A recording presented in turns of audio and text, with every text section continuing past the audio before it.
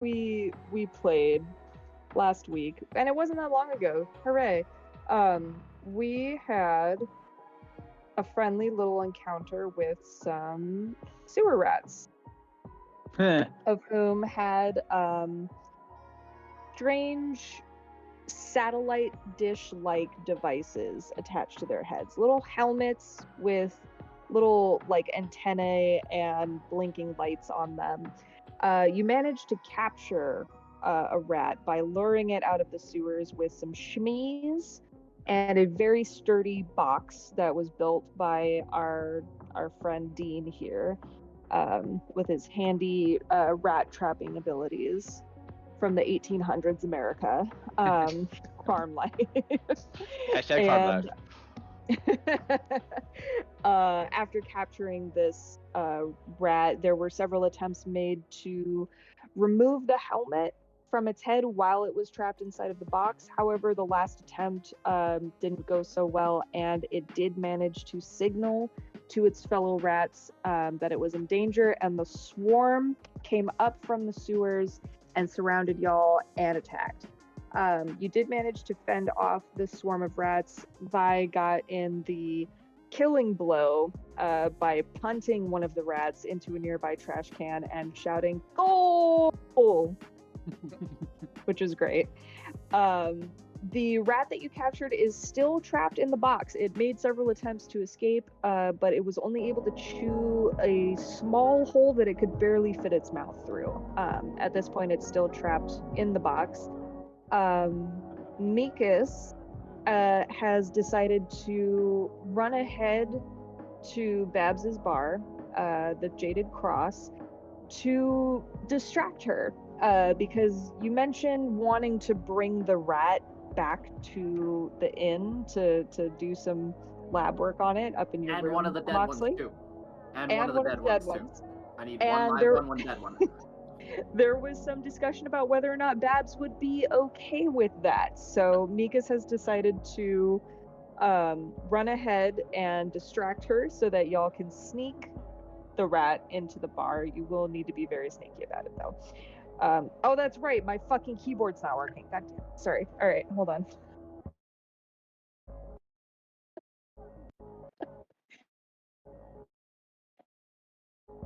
Every time. This is the curse of my life.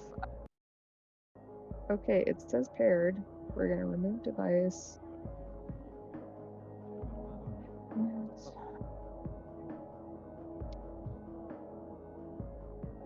Alright, it's gonna take a second. I have to completely remove my Bluetooth keyboard and reconnect it.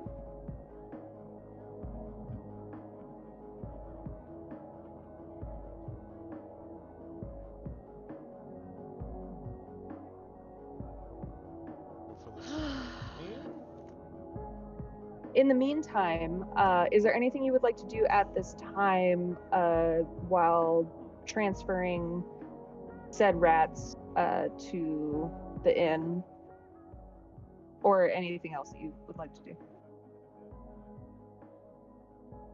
Am I still charmed? No. When the rats died, you felt the sudden and uncomfortable loss of what it was like to have a child. But Jesus! you also simultaneously felt that you didn't actually care about that child as much as you thought you did. Rhombus is still here, though, and you love Rhombus, so you're okay. What is it like for a robot? You don't even have kids. I guess you do now, though. So now, okay, you're gonna care about your robot more, I guess. It turns out Rubix knows what it's like to have a favorite. Oh my god. This has been a wild 2 weeks for Rubix. He's learned some Found emotions, discovered the joys of parenthood, discovered that apparently you can love one child more. Yeah. Learned a lot of things about himself.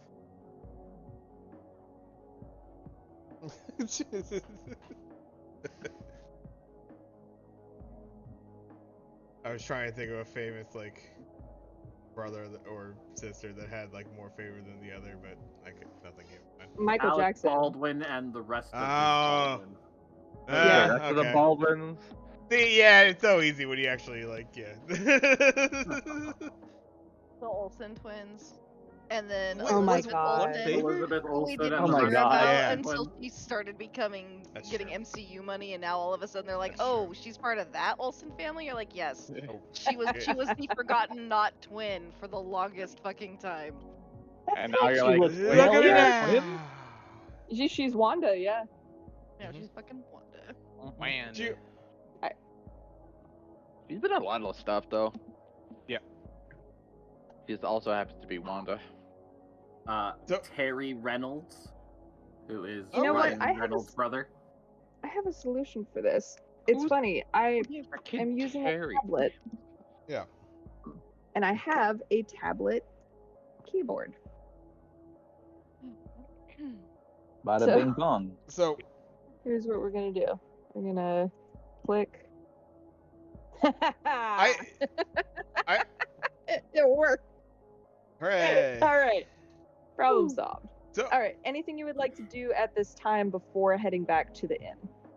Where are we exactly? We're still out in like an alleyway, right? Yes. Am I streaming? yes. You are. Okay.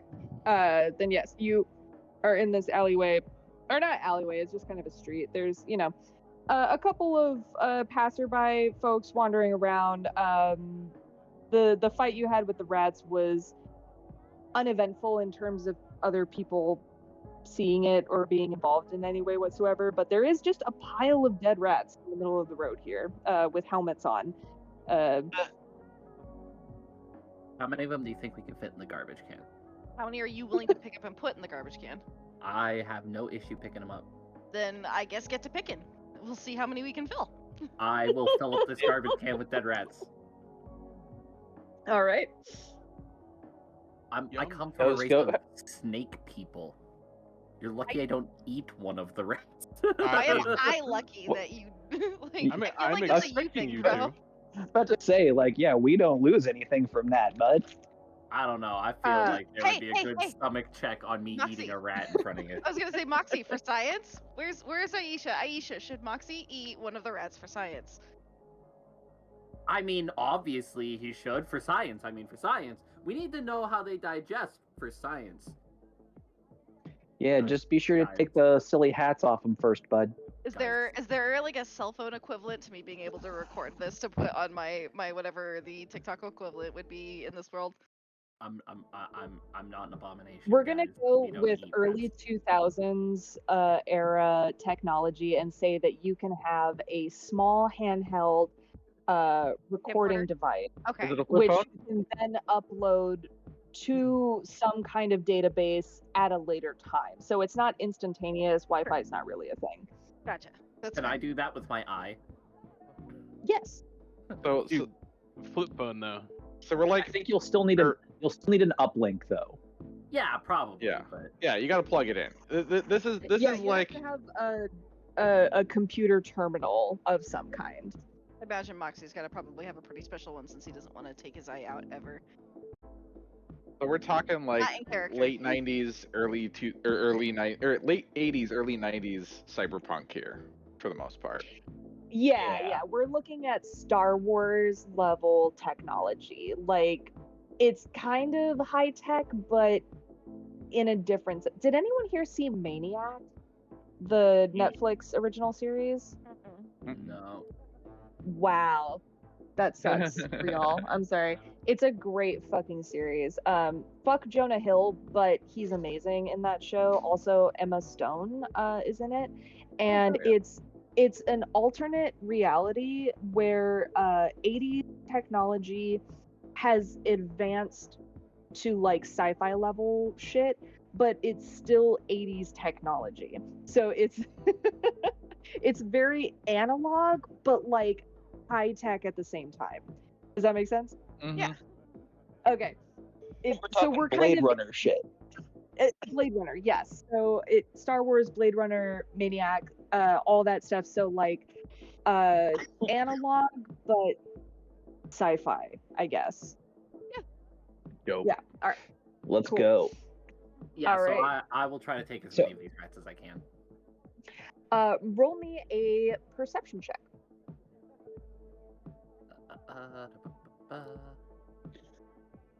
20 dirty. Crasher just like watching, just kind of like leaning on the wall, 20. just kind of like making snarky comments. As you start scooping these rats up off of the ground, the little helmets that they're wearing, you notice, start to deplete in power. They kind of, the light blinks rapidly for a moment and then pew, just fades into nothing. That's what I was worried. Okay, no, this isn't that bad. I was prepared for this. That's why we kept the one alive. You were prepared for this? Well, that's why I wanted it alive. It seems like the helmets are dying. My initial reaction was that they might be connected to the vitals. That's why I felt like I needed one alive. This is good. This is good. This is good. We're learning things. This is important. Moxley will then quickly pull out one of the notebooks and just start scribbling stuff down. Which color notebook? Oh, this is a good point, because I have notebooks for all of the people. It's got to have just like a backup, just reserve notebook though. That's Wait, just for like general notation. I feel General like. notation? Yeah, I would imagine. General. Keep it It's general. the General notation. notebook. You had to have Switch gone into out and their cut. They're still too dumb. It's that moleskin 3-pack. Yep. Like skin 3-pack because he gets it from that jungle planet. We'll just say it's a brown one. There you go. We'll say it's a brown one, because I don't have a brown one assigned yet. He specifically bought it Not for the colorblind. rats. Yeah, he color coded them. It's got a little fuzz on it. A little patina. Mox is naturally colorblind. Right. Aisha is not.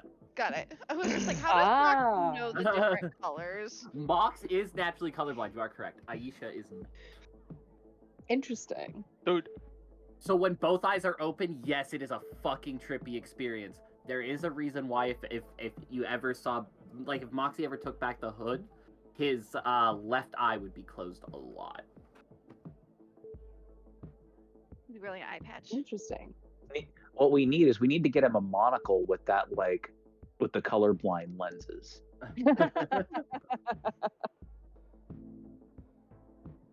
But yes, if I were to have both eyes open, out of my left eye peripheral would be colorless. Out of my right eye peripheral would be colored.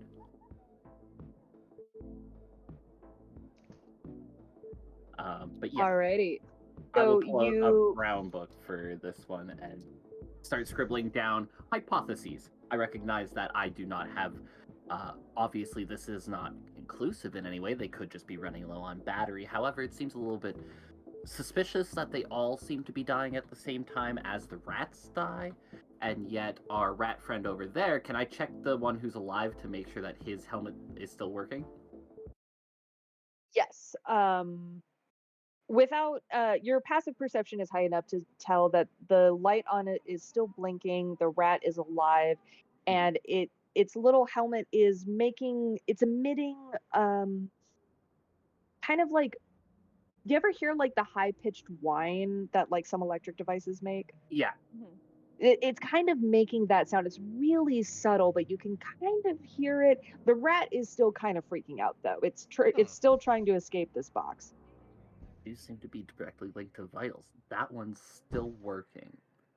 Now, hypothetically, you wouldn't imagine that somehow they're on a different battery span. If you're going to put a bunch of tiny helmets on a bunch of rats, you're going to keep them on a similar battery life if you can, unless the helmets themselves draw from the vitals of the rats, in which case the reason why these ones are off is because these rats are dead now. But why is it still... But what noise is that emitting? I can't tell without taking the helmet off and breaking it down. I can tell you what kind of noise it's making. It's kind of making kind of like a. Your voice cut out. Kind of a little bit. I like to think that he was actually making the voice, we just couldn't hear it. Yeah. Moxley. Just like a kind of like high pitched e noise. After making that note, I'll put the brown book away and take out the green book and make a quick note in it and put it. Crashel would be Moxley. like, just go on and just carry the note for a minute, just like oblivious to what Mox is doing. With air escaping from his folds. Basically, yes. Whee! Rubik, make a Constitution saving throw. Oh. 18. The high-pitched whine coming from Yeah. Crash's mouth is kind of like a dog whistle in your ears. It's really irritating. Ooh. Hmm. Can. Can. Hey. Question. Can you stop doing that? And Can if you somebody would take like- the What? box What's going on? from- What's from up, little buddy? Rubik's? and if you would like, I could maybe calm down our rat friend here if it would help.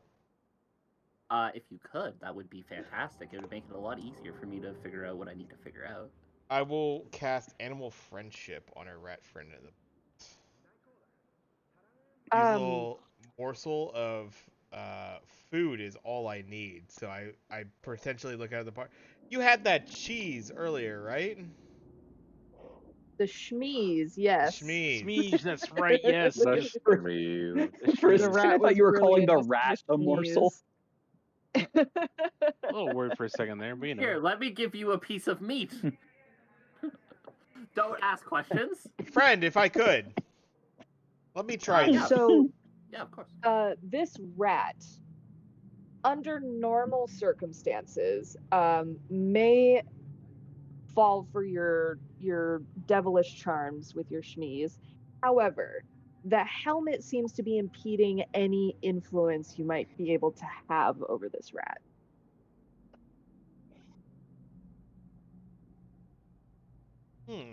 Is it? Wait, it's not really injured, is it? It's just freaking out because it's constrained. It's just trying to escape.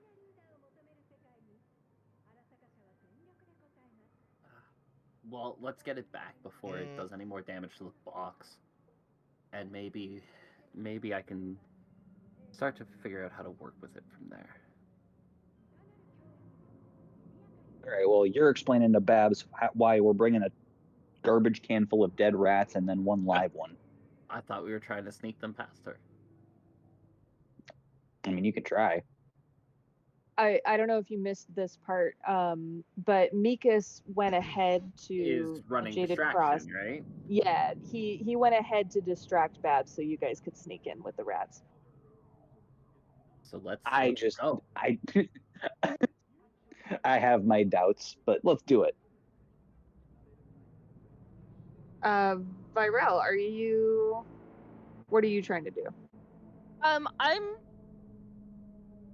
I'm interested in trying to help it be it as like it's obviously panicked and I'm like that is a valid emotion, little one. I understand this is big and it's scary and many of your friends have just died. But as long as you're with us, you should be safe for now. And I would like to try and use the animal handling roll that I just sent you, which I believe was a 17. To try and just make it so that it doesn't want to bolt. Like, or you know how sometimes little animals, when they get scared out of their mind, they become like completely incensed by wanting to like run the fuck away because fight or flight takes over. I'm just trying to help remove potential fight or flight. So this rat is still freaking out, and you kind of get the sense that because of the thing that it's wearing on its head, it seems totally oblivious to any kind of outside influence. Got it. I don't even know if this thing's technically a rat anymore. Moxie, you're gonna have fun figuring that out, I bet.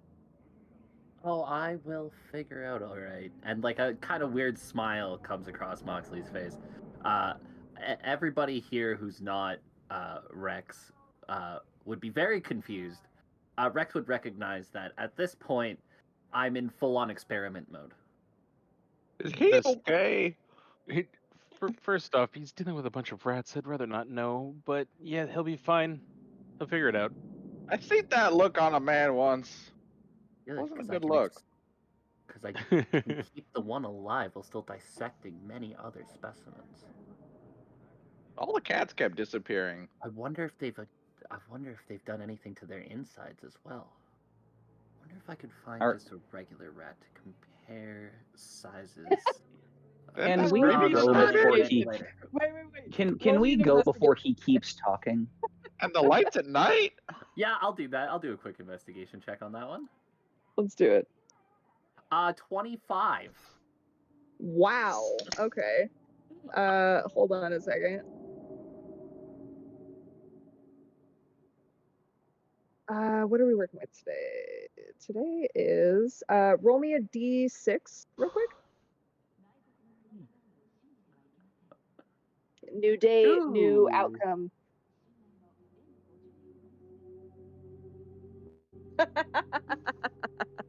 Okay, first things first. You happen to notice a rat scurrying across this overpass. I don't know if you can see this on the map here, but it's this like kind of staircase walkway going over the street here. So you see a rat scurrying across. However, as soon as your eye catches this rat, Aisha sends a signal straight into your brain that kind of short circuits your language barrier. And for the next minute, you only know how to speak deep speech, primordial, and Sylvan for 1 minute. Makes sense. So, I Does he noticed this. understand us? I will pull out some of the shmees and cast animal friendship on the rat. But do it in deep The speak, rat- I guess, where it's like What is he doing? That's weird. That's really weird. That's like weirder than usual. I'm gonna go smoke my pipe. The rat does catch a sense of the shmees, and while your projection of voice may be a bit intimidating, it is more interested in the cheese, and it kind of timidly approaches you, just sort of like weaving back and forth, sniffing the air occasionally as it approaches, until eventually being about a foot from you, is waiting impatiently for the cheese, or for the shmees. I'll get down on one knee, keeping the shmees in my hand, going. The rat accepts and thoroughly enjoys the shmees, sort of nibbling away at it, kind of looking up at you to make sure that you don't try anything funny, but continuing to eat the shmees. Yeah, no, I'll just kind of and I'll be like, and point that way because I recognize that for some reason I can't talk. So like I'll point in the direction of Babs's house to be like, hey.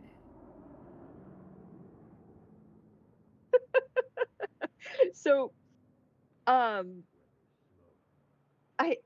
wondering, you probably need speak with animals in order to get anything across to this thing, right? So with animal friendship, It knows that convince the beast that that you it means mean no it no harm.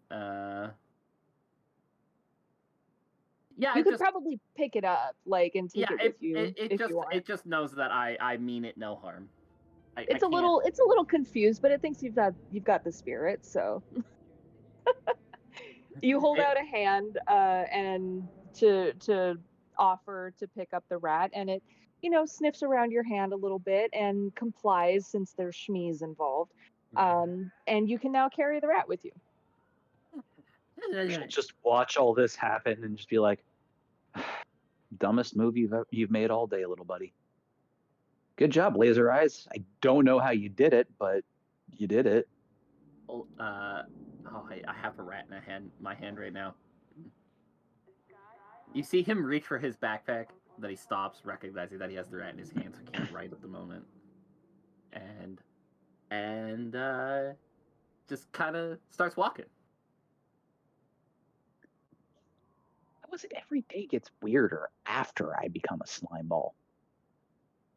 I mean, I turned into a monkey man and now live in the future, apparently. So I'm just along for the ride. I suggest you do the same thing. Yeah, might not have much of a say in the matter. You are a slime man. I assume I still have my garbage can of rats in one hand, by the way. You're carrying a garbage can full of rats? In the one hand and the live rat in the other. Roll me a strength check. So, how many rats are there? Quite a lot. I wouldn't have grabbed Or- A all. garbage can full. It's a garbage can full of rats. Just fill it out, actually. You Nat could. 1, 0. I You- rolled a 0. I'm not You carrying can't that even for carry the rat that he Yeah, fucking friendship. You can carry one dead rat with you. You are on your own with that, Laser Eyes. Unless someone else, Sidolphus Rex, would like to carry the garbage can full of rats for you. Are we Nope. gonna be eating them? I will. you. You already I will- know not to ask. I will look and be like, I'll do the ear twitch thing as I smoke my pipe, and I'll look the other direction. If we're gonna be eating them, help you carry them. Seriously? Dean, roll It me a was good strength eating. Roll me a what? Sorry. check. Strength check. Strength check. All right, one sec. I actually have no issue if he wants to eat them. That doesn't bother me much. Once my experiments Make are some done, rat stew. feast away. Rat burgers. Trust me. Oh. Getting that open fire going and a spit. That's Yo, good eating. Dean's in. With an 18, that mechanical arm of yours is something else. You lift that garbage can with ease and just throw it over your shoulder, and up on your back like I don't know what to reference here, but kind of like a big basket or whatever that you would carry on your back. Anyways, so you've got the garbage can full of rats. And grab Moxley on one shoulder, the garbage can on another, and walk down the street. No, I'm kidding. All right. Jeepers, mister, you're really strong. Wow.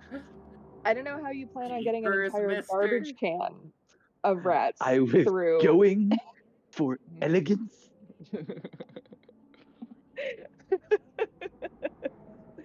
All right. Is there anything else you'd like to do before heading to the inn? Find some skewers. Nice. Say again? Gotta find some skewers and some firewood. Yeah, You yeah. gotta do this right or not do it at Roast all. them up right. Yep. Okay. No way in hell y'all are hiding this The- from Babs. The only thing I would do. Let's see. First question I have is, Rhombus is like, like a foot tall? He's a small little guy, right? He's tiny, yeah. He's a little dude.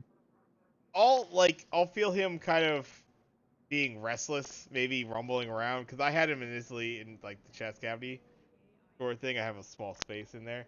I say screw that, and I'll have him up on my shoulder, and more or less, if people want to interact with Rhombus, they are free to. If he's interested. If he's hesitant, then not. Though I am incredibly interested in Rhombus, I am more You interested have in more, rats yeah. right now. I'm saying, as we walk around, I'll have a little guy up on the shoulder. Rubix, are Crap. you carrying the box that has the live rat in it? Sure. I can do that. You notice that Rhombus appears to be reacting to the signals being sent out by the little rat's helmet. It's kind of interpreting it as a dance. And so it kind of like rocks back and forth on your shoulder and spins occasionally. Oh. A Wait. little, tiny little dude is grooving. Hey, Moxley. Wait. That's what it was. No, I wasn't feeling the beat. That's why they got mad. I was playing the music. So I was playing the music and I felt like it was something they were jamming to, but it wasn't in their rhythm with their little helmets. Why must everybody say things I need to note when I can't write? Hey, you can remember it. You're a smart guy. Don't worry, Mox. I'll remember it for you. Can't you just have He your did eye not log it? remember it. Fun fact, I'm legit keeping all these notes. Boxes and Good. and I'm going to I'll try to feel the rhythm from what I'm getting from Rhombus through what the rat's giving off. Let's see if we Okay. can get in rhythm with them a little bit. roll me a arcane. Wait, hold on. Hold on. I'm thinking performance or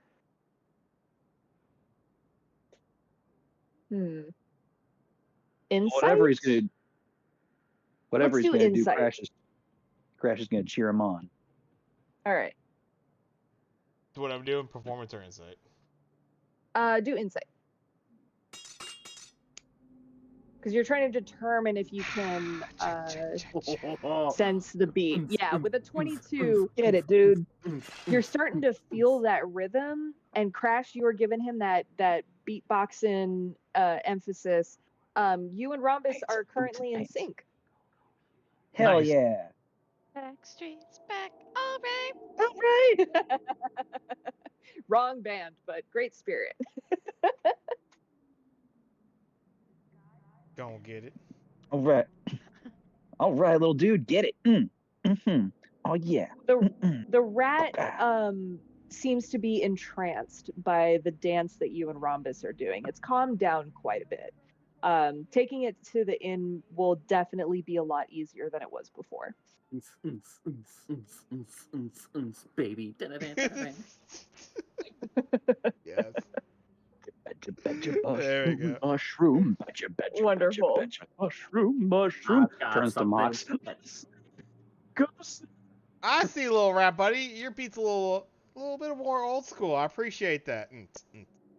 I got something. It goes thumping like this. Boots and boots and boots. All and you boots. need is my untis. Oh my god. I know that band. Wait. That's Bloodhound. Bloodhound. Yep. Bloodhound Gang. God damn. Baby. Rex and Virel, what are you doing at this moment? I think we're just watching the show, and we're both smoking the pipe, and like I'm probably packing him another bowl, and be like, where's the good shit? Hold on. I've just been smoking my pipe, and like this whole thing with the rats. Like I know Moxley needs to do what he needs to do, but I am not interested in that filth whatsoever. I have likely crawled onto the traveler's backpack that I like to ride on, which is probably just his shoulders. How am I the only person here curious about the rats wearing the helmets? You're not. We just should probably get to a place where you could actually do some investigation on it instead of hanging out in this alley talking about doing the investigation. I mean, I want to know. I just don't walking- want to find out. Yeah, I'm curious. I'm just not curious enough to do work. Work sucks. Did you want us to help you? You seemed like you kind of wanted to be on your own for that. I mean, you look like you got it. I have no need. Inexperienced hands will only cause a problem. That's So a then great thing why- Exactly right. Yeah, totally. That's the great thing about the I don't music even- and the rhythm, people. You could do it while you're moving, and we could just start jamming down the street. Let's start going to where we need to go. Of the night. Just that music video where they're constantly walking down the street. Hell yeah. As we're walking away, Crash is like, "Yeah, I couldn't help it all. I don't talk about inexperienced hands. I don't even have hands." And his hand shapes just like go to formless goo at the wrist. Oh my Dear God. What the fuck Why? is this? Why is Cotton Eye Joe? What is going? Roll It's great initiative. walking music. Is this the first round of the Montreal Open? That's a 10-ish. No. This is our battle music. You hear a familiar tune start kind of like getting louder and louder coming from Rubix's speaker, like built-in speaker system. Him and Rhombus are still fully in sync, jamming to this song. The rat is kind of like swaying a little bit back and forth now, and he starts to lead the party down the street in a sort of dance train like you guys did at the club to get things moving Oh along my here. God. Dean is definitely doing that like hootenanny dance with the legs flailing out to the side and the arms pumping up and down the middle. Crash is just kind of like his goofy walk just starts taking on a little bit more of like a little boppy beat to it. Yep, I'll follow behind, bobbing my head and smoking. With, All I right, you guess, guys make your rails on my way. shoulder. You make your way down the street. A few passerby seem a little bit quizzical about the garbage can of can that rats? Dean is carrying on his back. Thankfully, it's a garbage can, so they can't see what's inside of it. But they're still a little concerned about this. But no one stops you or makes any strange questions about what's going on. Oh my god. The memes! Holy shit, the rapid fire! Yep. Wonderful. I went Techno Garbage Viking and then day. everybody was in there. Garbage day. This is great. I'm excited for our entrance with the tunes. Alright, Okay, You make your way back to the bar. Before we we laid. Shh, we got. I would turn and be like, Yes. Could I?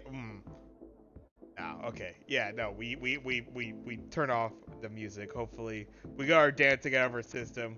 We got to our destination. Hopefully, our rat buddy's calm enough. We move on.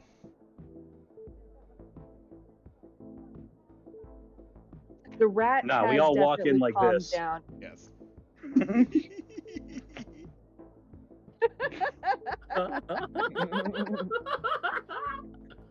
Would you like to make a joint performance check? Walking in Absolutely. this way as a distraction from what it is you're trying to hide. Incredibly Okay, so- down. Sure. Oh, easy. 100%. No I problem. think the way that we have to do this is we need Dean kind of behind us holding the garbage can so that we're like blocking out the garbage can with it. Mm-hmm. Dean, how tall are you? He's kind Daddy, of short. baby, He's like, let's probably like go. 5'4", 5'5". Like he's a monkey man. could- Monkey men aren't that tall. Oh. He could probably obscure the garbage can from sight if he were to walk behind Sidolphus Rex. I do have arm flap wing things that also help. How Like- big are those? They go goodness, from for a my +5. wrists to my ankles, so they're pretty basically big. like giant. Yeah, they're essentially giant wings. Oh, you're He's flying got a crow. he's Yeah, I'm a flying he walks squirrel. around in a wingsuit like 100% of the time. Yeah, 100% of the time. Crit. So we're looking at Natty. performance from everyone. Let's go. 25 on the performance check. Rubik's coming in with the party. Rex and Rel, are you joining in on this dance train? I'll find a seat and watch the dance as they continue to go where they're going. I'm recording. Okay. I'm Love it. cameraman then, because you're on my shoulder, right? Well, you're my steady cam, so you know how there's like that contraption that you can wear that like affixes to your chest to keep it steady. You're kind of that for me, so I'm just like I'm using you to help keep following it. So I'm kind of being like Jane Goodall, where like here we see the elusive Rubik's the robot in his natural habitat. V, you let him know. V, you let see him like know. a- Rubik's back on top, baby. Woo! I'm the one who's filming the documentary for Behind the Music with Rubik's the Robot. This is like the happy thing that we film before eventually we get to the hard, gritting truth where he talks about the life that he lost and how he understands what it means to be a parent finally. The crushing truth that he has. Roll. The crushing truth that he has Yep. no plans for his next album. Oh, shit. We're just gonna vibe. So, unfortunately, Crash and Moxley are pretty offbeat coming I am- into the bar. Yeah. Security, I'm there's Also security. trying Don't to worry hide a about it. live rat. You're just kind of like bumbling along while Dean and Rubik's are just kind of like keeping pace with one another, like practically walking in sync, like bouncing back and forth. Babs does look up as you enter the bar and lets out a very long exhale of a cigarette. Suspicious, don't be suspicious. Don't be Suspicious, suspicious. don't be suspicious, don't be suspicious. Great to be Um, back. Meeks here tells me that y'all went out for a little morning jaunt. How did it go? Fascinating. Oh, you know, Always find something different every time you're down there in the city. You didn't wind up going in those sewers, did you? I don't want that smell in my bar, you hear? nah, we didn't go in the sewers They at were all. pretty good. I can confirm that we did not go in the sewers. Ooh, we gotta. Well, good, because I don't have any showers upstairs. I am now doubly glad that we didn't go in the sewers. Although, now that I think about it, Why is it clicking? Anyone else when's getting the last? clicking? Yeah, we're getting some I pops. think I'm getting a click. Yeah. Oh no, is it me? Might I'm not be. getting It might be. Did it stop? Yeah. Yeah. Yeah. All right, no music. Oh, Oh, I just heard it Is again. it still going? yeah. It's What is whenever it? it might be when you change. No, Screens. it just seems to be random. Really is, yeah. All right, let me switch. That'd be good. Like it hasn't done it for like 15 seconds. It's gonna wait till we stop paying attention. Exactly. The second we say It it's just fine, started, though. it's gonna. It It's gonna- just I started a minute ago. Like, Yeah. I just swapped to my other headset catalog thing. Is it still clicking? I No, haven't should heard be it fine. yet. I think it Okay. was the audio from your stream was lagging because you might have been like changing tabs or something. That's yeah, probably I I'll don't just think keep it. the I don't sound think it off was the for now. music. No, I don't think it was the music. I think you were actually good. Might be a I restart think it's screen. connection based. Oh, okay. Once you Well, pause, in the- once you pause the music, it was In the fine. interest even. of keeping everyone's ears clean, I'll just keep the music off for now. And hopefully that will solve any issues we're having. Sorry about that. So, Moxley and Dean, please make me a stealth check. I gave a performance check. Would that have been adequate? That was to make sure that you didn't raise any suspicion as you came into the bar, but you're Fair. still trying to hide the giant Oh garbage no can. problem. Yeah. Slippery monkey. Ow. He's doing Hurts cartwheels and shit, and his wings are flying out, and you can't even see.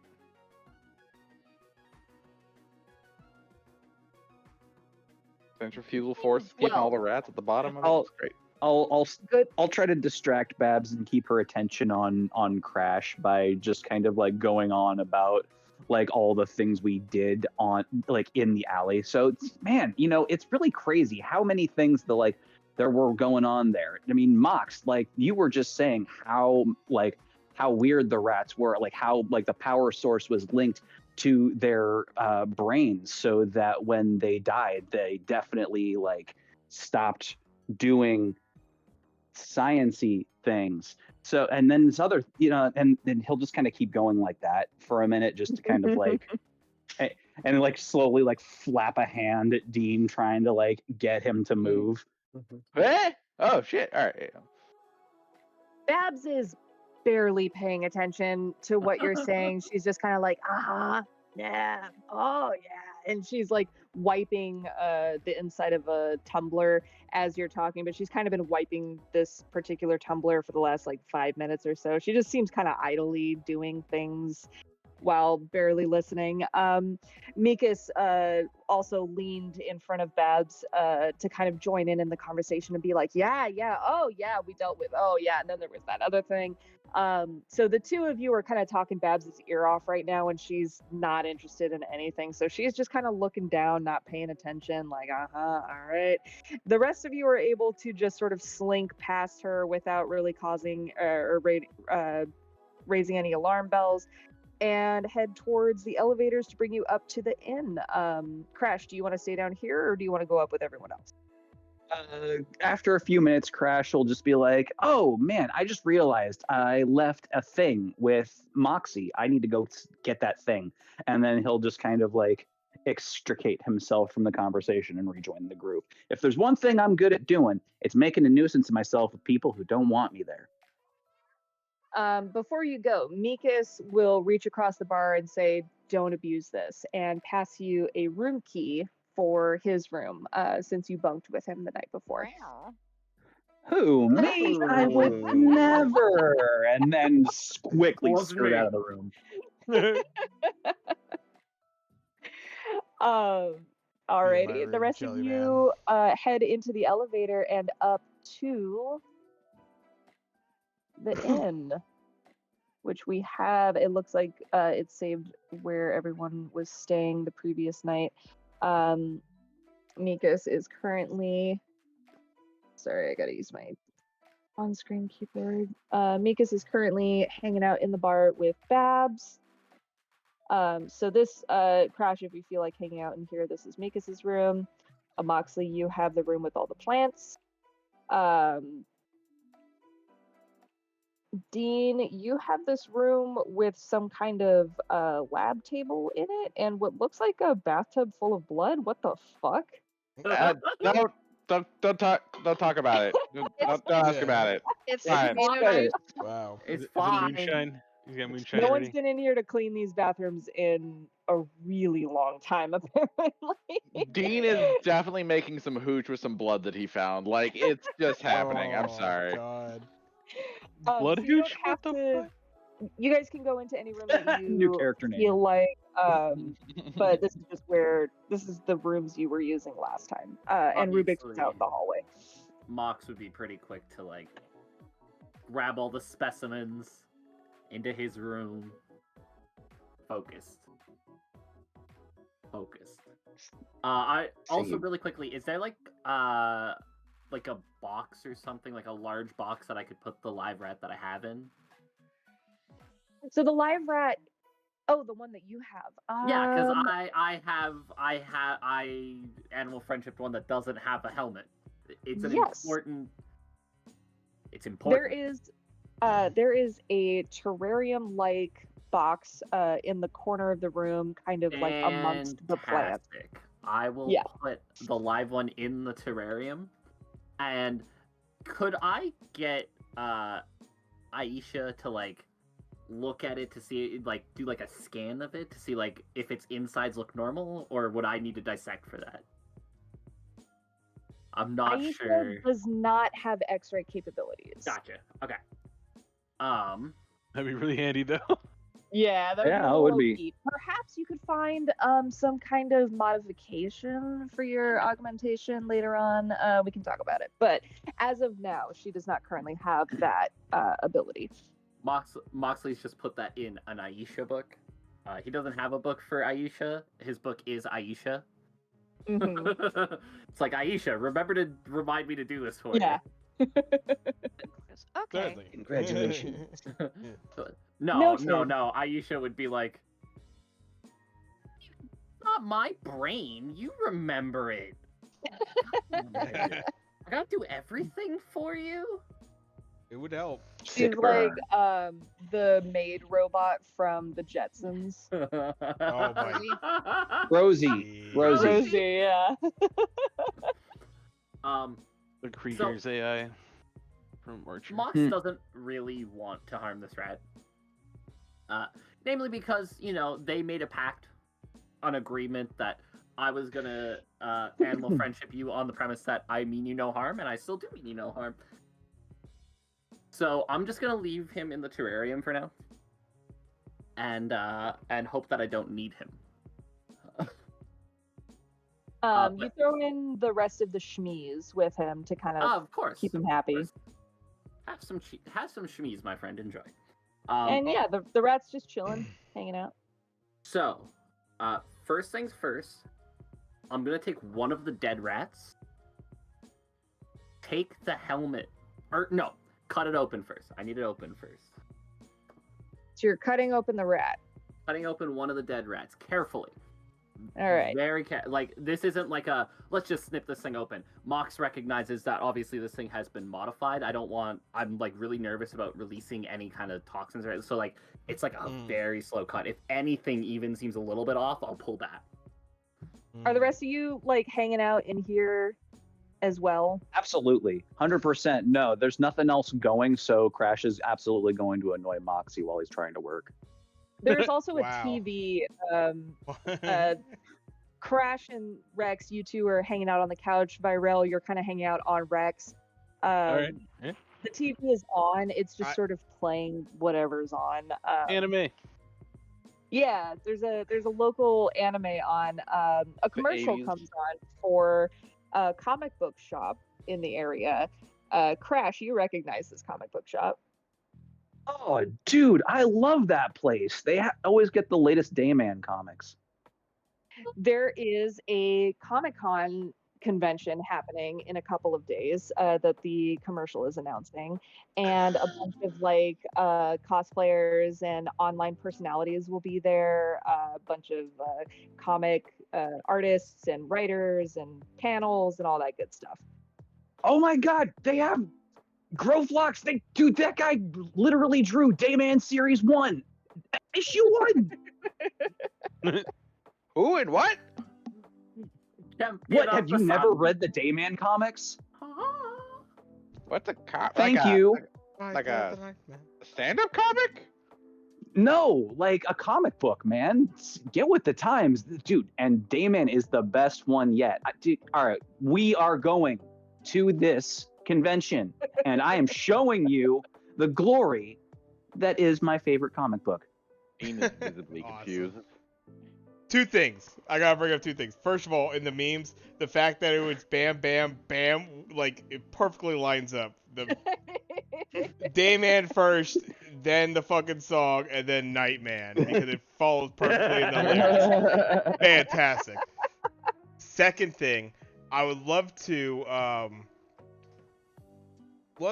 you know, I want to do like a performance, just kind of congratulate, or not even congratulate, just kind of give a little praise to Moxley for, you know, I think it's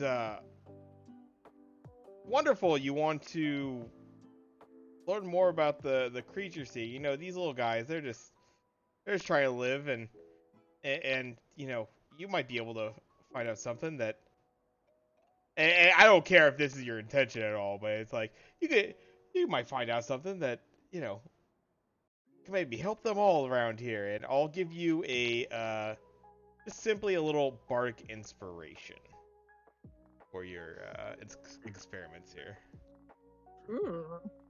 I mean, that one's trying to live. The rest of this lot was trying to bite us. So, I mean, one for yeah. We have no idea if that was their fault or not. That's what we're trying to find out. As much as I was charmed and lost the charm, I guess there's still an appreciation for all life that young Rubix still has, even though he's not technically living like the rest of you. So yeah, Don't worry, buddy. You'll be a real boy someday. Rhombus turns around and perhaps like, you talking to me or him? Like, we're both actually incredibly young. Rhombus is actually likely older than me as far as consciousness might be concerned. That is possible. Yep. But he's smaller, and I've adopted him. I'd like to see the baby. I'm so sorry. I have to run to the bathroom. I'll be right back. Unacceptable. Here we I will go. actually use the Experiment bathroom time. break at the same time. Let's go. Grab a drink myself. I am going to hit my vape several times.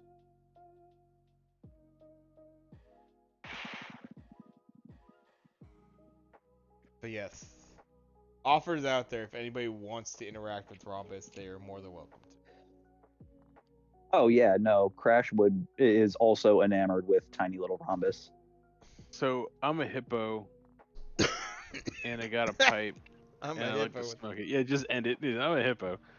But if you shoot lasers when you're doing music at all, I can blow smoke to like really pronounce them if need be. Just say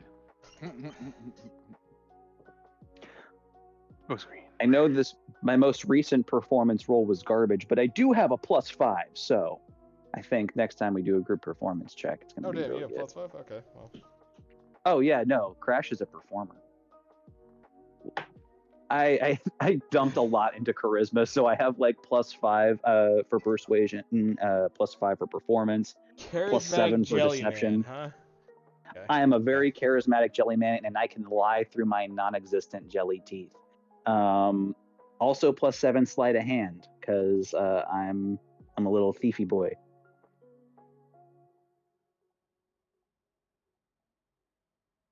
So if you need someone to do the talking or lying.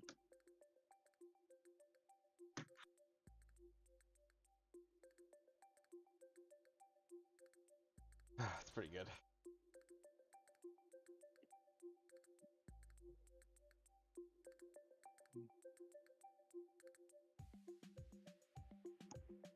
I'm back. Sorry about that. Welcome back. How dare you? So, Moxie, Yes. what exactly are you attempting to do to? Is this the dead rat that you're? This is the dead one. Okay. So the first thing that Moxie needs to know before doing anything with the live one is to make sure that taking off the helmet on this thing, now that I know that it is connected to its vitals, won't have adverse effect to the live one, right? Because obviously I still need that one alive to understand how it's working. Mm-hmm. So what I'm going to do is I'm going to... have you ever seen a dissected rat before?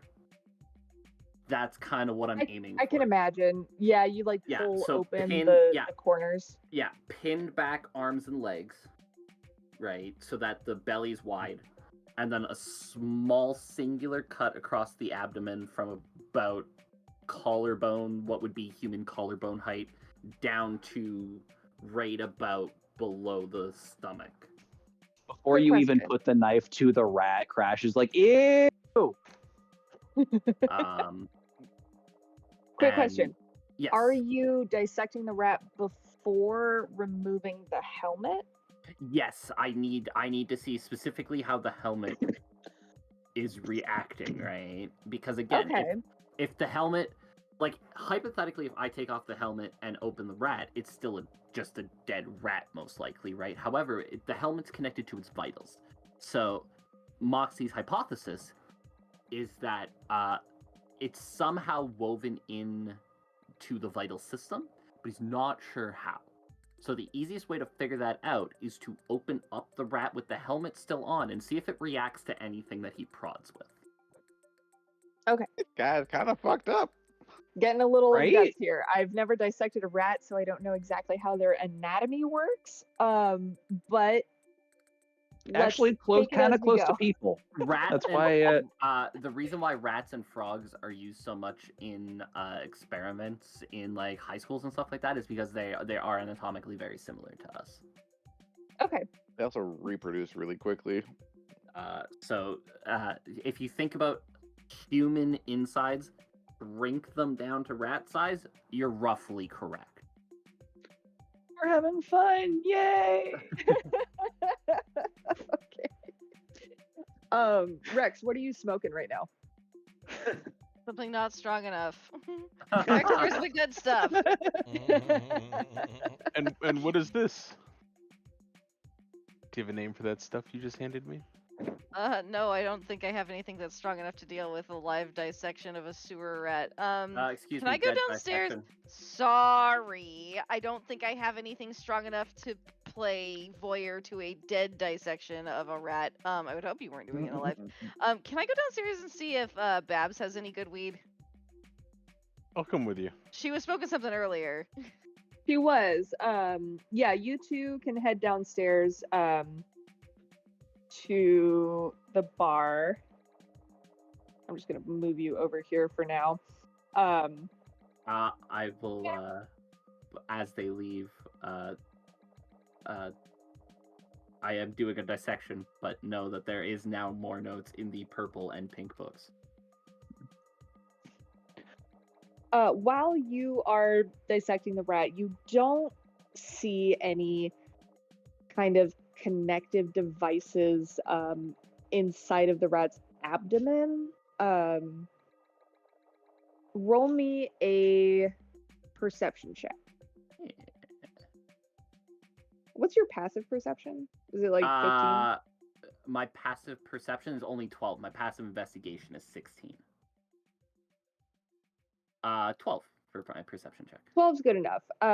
With a 12, you get the sense that because it is a helmet type device, whatever the sort of brain. interaction it's having, yes, is most likely going to be So- consolidated in the head. I did assume that.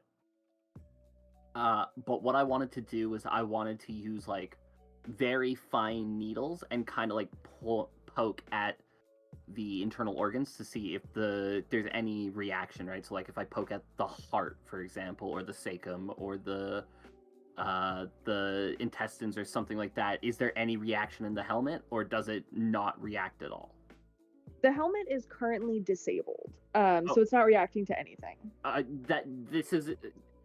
The fact that it's not reacting is still important, right? Okay. Because again, in Moxley's head, I need to make sure that I can safely remove the helmet from the rat, right? So the two things I need Gotcha. to make sure first is that the helmet's not directly linked to any of its vitals, right?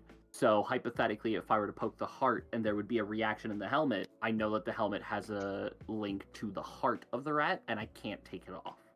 That's an Right. assumption. That's a hypothesis. It's a not guaranteed hypothesis, fact. but I can't 100% this because I didn't make the helmet, right? I don't know how it works. Right. We've also talked about how the technology in this is more analog than it is high tech, and so there's a solid chance that it'll act like a die pack if you try to remove it, even if the battery's been expunged.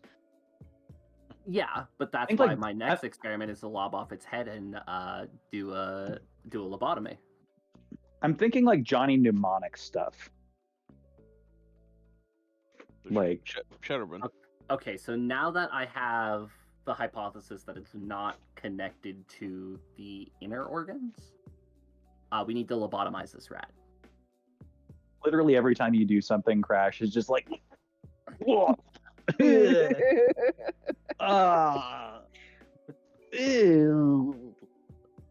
So again, gross. carefully, much like I did with the first cut, to make sure that nothing weird happens, everything's fine.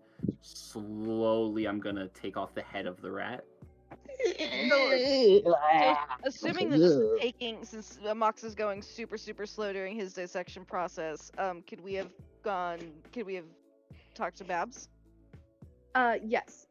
So while that's going on, the two of you have gone down to the bar to hang out with Babs, see what she's smoking, hang out with Mikas. Is there anything you'd like to chat with her about? I want to ask her about this convention that's coming into town and ask her, because like I'm assuming when we were looking at the post for it, I'm gonna guess this wasn't a first annual given the size. It's probably like a reoccurring thing. Oh, you hear about those comic nerds that come into town? Yeah, they do that Nerds. once a year. Oh, I know, right? I just could never really get into comic books. What I'm do a you do bit for too fun? old for it, you know. I only have. Sorry, this voice is hard to maintain. No, those are rough voices to do. You're all good. She sort of coughs and sputters for a moment, and then suddenly speaks with utter clarity for a reason you can't quite understand why. It's the stuff that I'm looking for. Yeah. Oh, here, sweetheart, have some of this. And she passes you whatever rolled up cigarillo she's got going on. It's not weed in the sense that you're used to. It's more of a synthesized tobacco that gives you sort of a mind high, but a body like electric feeling. So you feel energized smoking something like a this. caffeinated cigarette. I mean, I guess Kind of, technically yeah. cigarettes No, have caffeine in them that's a already. good way of putting it. A caffeinated cigarette, yeah. She tells you a little bit about the freaks that she sees come into town. Freaks is, used what it is. in a Caffeine. way. Like she doesn't think there's anything wrong with these people. She's just like, they're not good for business, the people they don't come here to like contribute to the community, they suck it up, they suck you dry, and then they leave, and they leave this huge mess behind, and we gotta all clean it up afterwards, and it's just such an ordeal. Meek is probably has been to the Comic-Con before. He's a little busy at the moment in the back. washing dishes, so he's not partaking in this conversation, but he may later. We'll see. I would like to ask Babs if there's anything I could do to help in the kitchen. She's like, yeah, there's always something you can do to help, and she, without hesitation, tosses you a rag and says, "Start wiping shit down." I start wiping shit down. And Oh, what about I you, need big to- guy? What are you smoking? And she looks up at Rex. What am I smoking? Did I? The I think I might finest shit. have. It would be pretty fine. We I only should smoke write the down- finest of shit generally. In fact, that's the name of this strand that I'm smoking. This is Finest called shit. The the finest, finest of shit. shit. It's Yes. the finest shit Oh. number 33. It was from a limited harvest that happened like last October. Really top tier from a neighboring planet. Only so Oh, many you get pounds. You get that evergreen shit, huh? And Yeah, you want to try some? I'll 33 absolutely female. roll Babs some of the shit that I've been given to Sidelphus. Right. Babs will take a nice delicate hit off of your pipe or your joint, whatever you're I'll passing. mention to her that there's there's a tea that can kind of help with like the cough that you're experiencing. Let me go grab you some, and so I'll put her a little concoction of like the Goblinin tea with some of the mushroom. Goblinin, that's what it mushroom root- was. Goblinin tea with the mushroom, not mushroom, excuse me, marshmallow root. And I'll mix her a little cup. I'm like, now it's a little hippy dippy, so you'll have to excuse me. But Rex and I swear by this stuff. It helps keep our pipes lubricated, so to speak. Pardon me if I'm not really into that holistic shit. I'll give it a try, but But it's it's got kind of a tasty. funky smell. But It smells a little funky though. if That's you ask fair. me. That's Then fair. she takes a sip, kind of makes a face, and then makes another face, like that one meme where it's like ew, but then oh. Bucha girl. Yeah. Brittany Broski, yeah, just Yep. she's like, wait a minute, It grows on you, right? Yeah, it's got a little bit of an aftertaste. I can kind of, I can get used to this. Thank you, darling. And she, reaches out a hand and kind of pats you on the back, and you get a point of inspiration. Aw. It makes me a little sad though, because it makes me miss my own dad. The feeling of this Parental kind of like this like parental affection kind of brings up these feelings in you, and makes you feel a sense of longing for something that I miss my dad. you almost don't know that you don't have. Meanwhile, upstairs, Amoxley, how is the lobotomy going? Well, the main thing that Moxley needs to know here is the helmet physically linked to the brain, or does it seem like it's like did they put like a plug into the brain of these things to connect it, or is it more like wireless? The investigation of the helmet, as you tug around the edges gently so as not to disturb it too much, but enough so you can see what's going on, Exactly. reveals that there is some type of tube-like connection going into the rat's ears on either side. So when Moxley finds that, whoever's left up there will recognize right away. He's very unhappy to find that. Crash has like extended his head from from where he's sitting on the couch. His neck has just like extended across the room, and his head is just like over Moxley's shoulder. What does that mean? It means that this helmet's directly plugged into their brain. Somebody's taken the time to actually physically connect the tube into the rat. It's gonna be really hard to take it off. There's no surprise that the one in the box started freaking out when we tried to take it out. We would have killed the poor sucker. So can we disconnect it?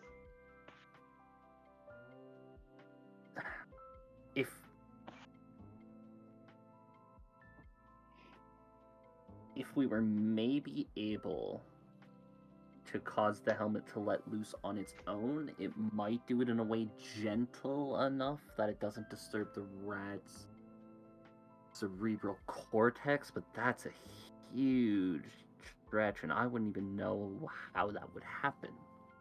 Yeah, what are you gonna do? Get Aisha to ask it nicely? I'm afraid it's not that easy. The problem is we would have to turn the helmet off for that to even begin to work. But if the helmet draws power from the nervous system of the rat it's connected to,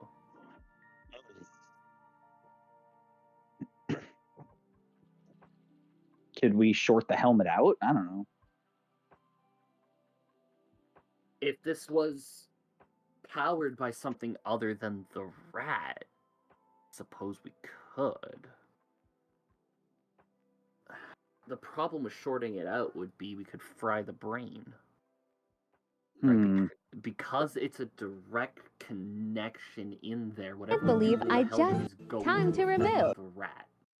Wait, are you saying you could fry the brain? That was good eating. Not now, Dean. You literally have a garbage can full of rats right there. Go back to your spit roast.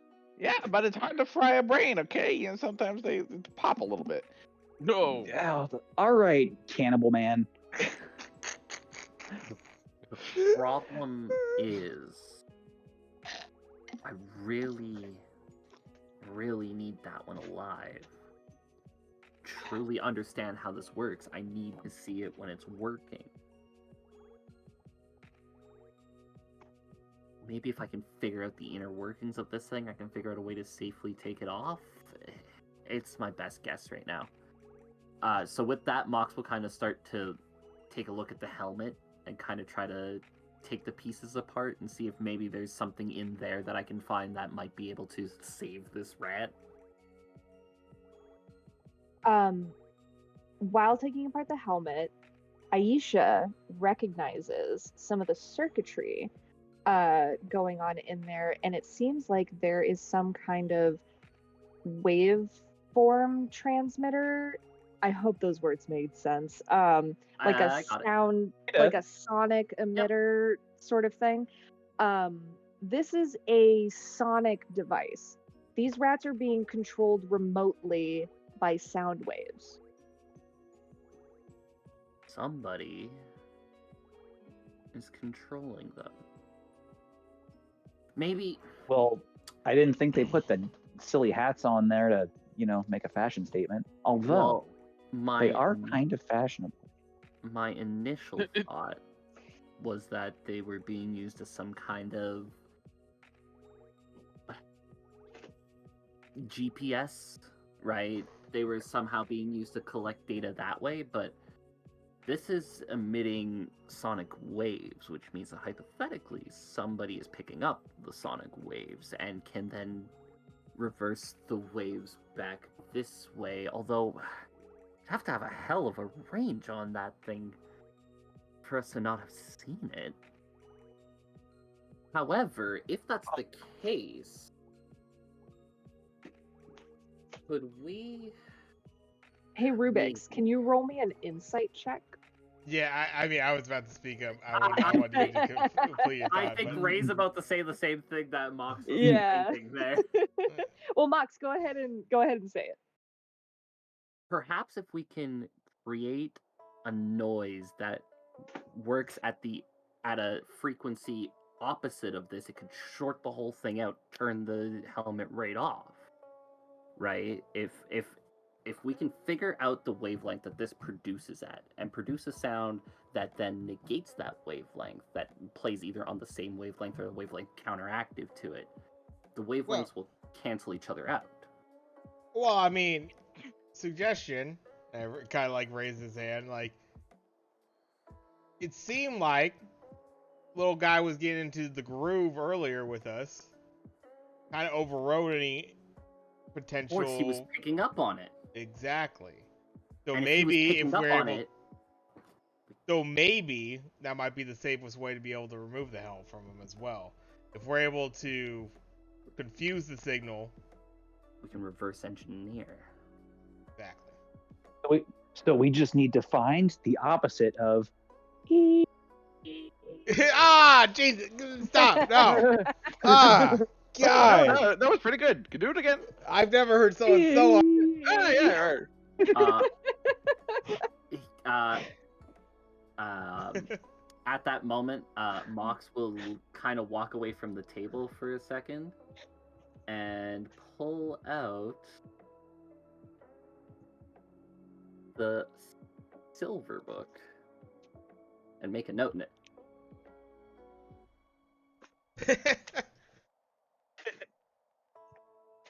Meanwhile, at the bar, as Crash is making that high-pitched whine, all of the TV screens in the bar start to have this like static effect to them. I just shattered.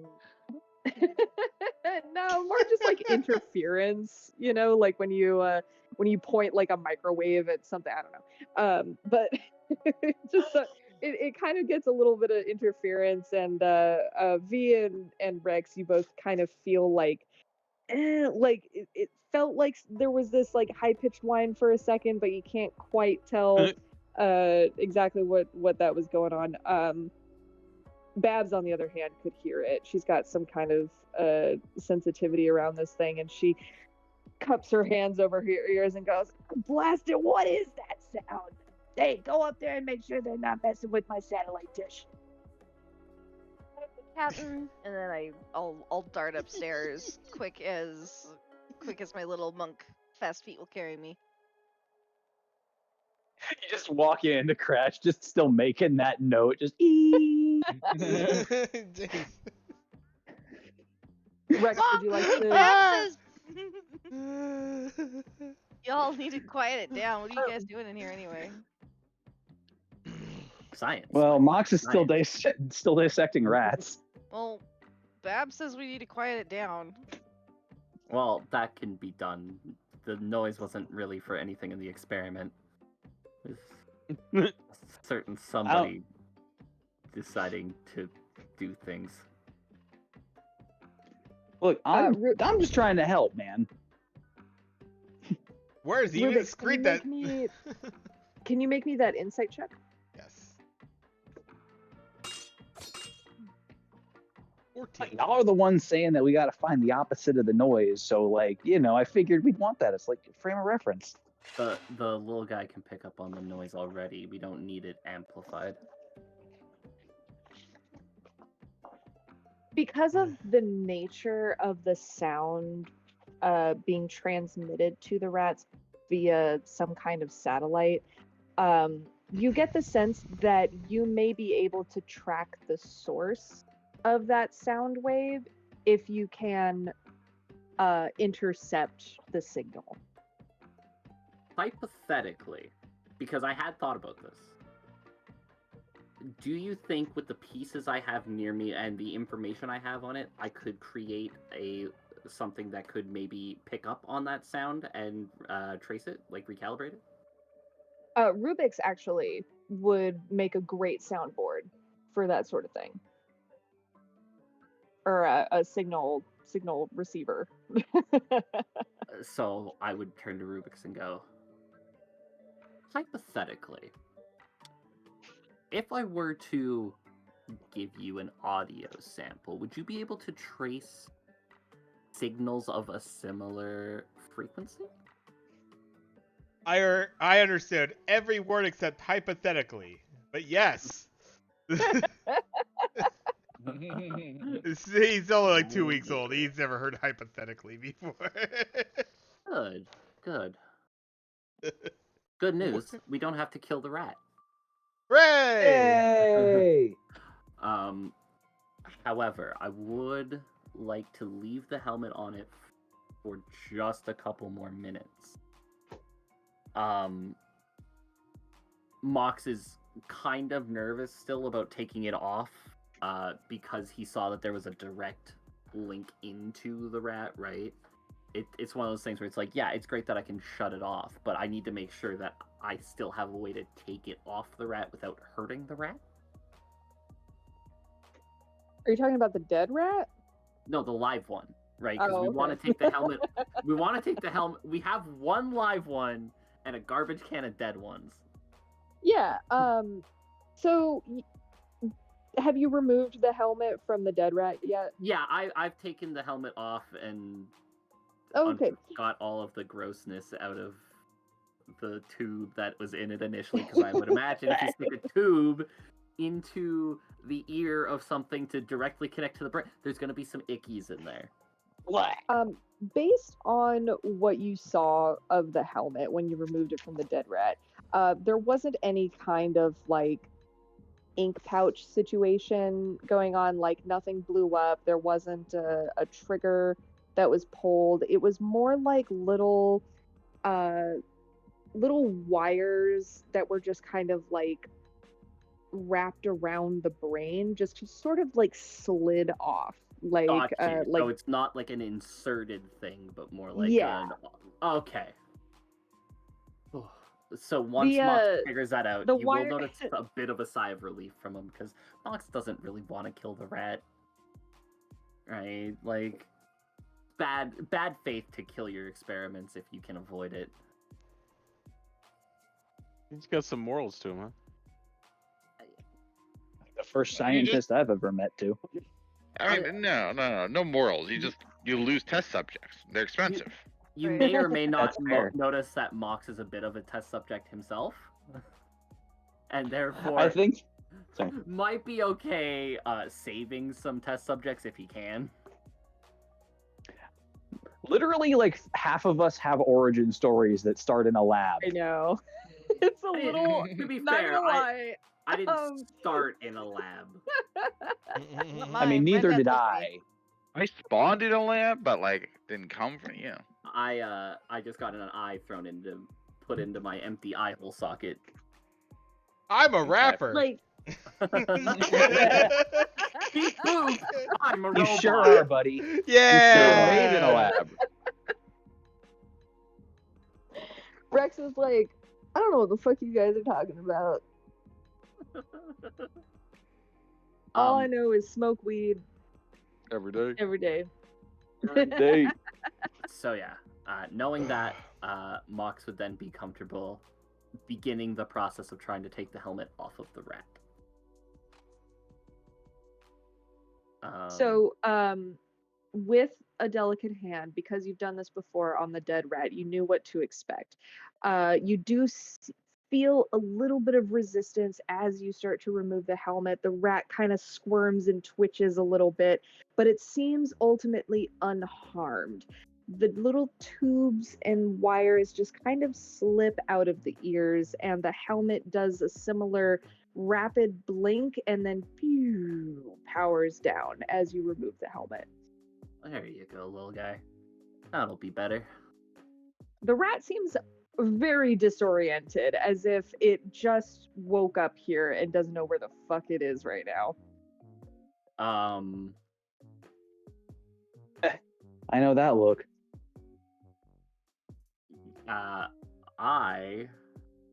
Yeah, there's not much I can do for it right now. I gave the rest of the schmees to my other living rat. You get the sense that you could probably throw it in there with the other rat and it would be fine. Oh, okay. In that case, I would do that. At this point, it's just a regular rat. I would do that. I would put it in with the other rat and just kind of put him in there and just kind of look down and go, "Don't worry, I'll put you home soon."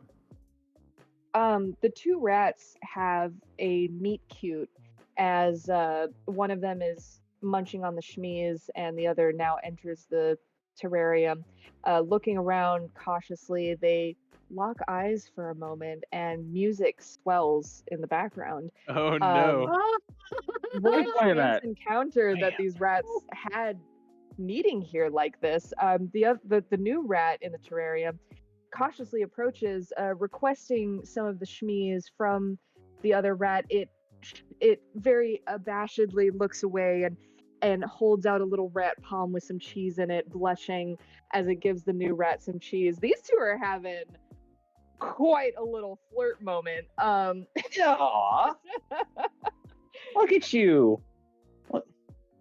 Helping love bloom, and like Crash will extend an elbow over, and well, I mean, he's just over on the couch still, so just like a section of his neck will just elongate and like elbow him. That's really fucking creepy. I'm not gonna lie. Yep, extremely. Yeah, well, I'm too lazy to get up off the couch, so sue me. Yeah. The rats are in love. No,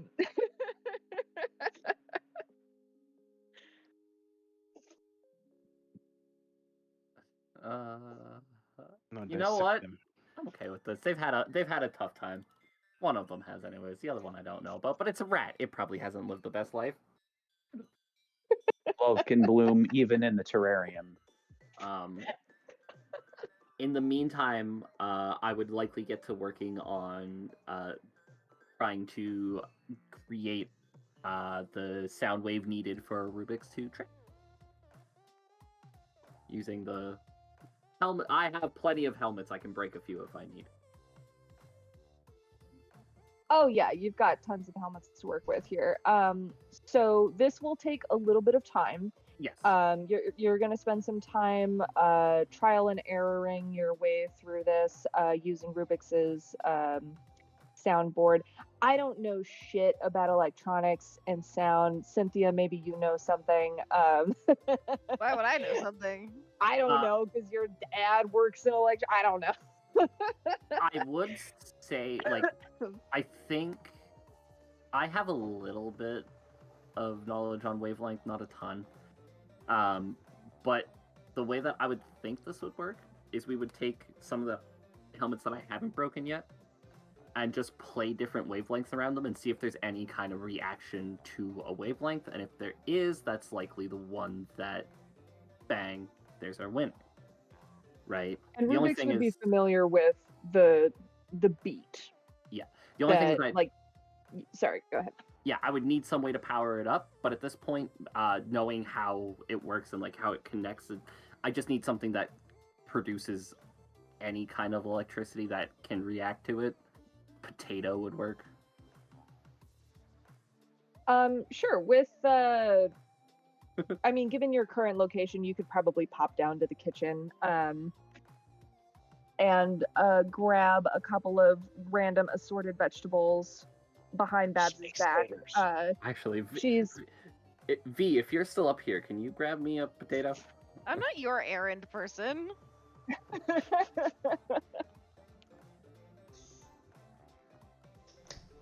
Fine.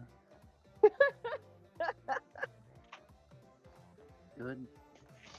Hope is so dark. I'll just walk out and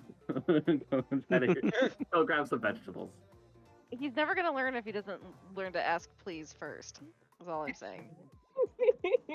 All I heard was, "Can you go get me something?" There was no please. It was intentionally rude. I figured you were gonna say no. Yeah. So get your own shit. We haven't learned yet. Mox isn't very good at social interaction.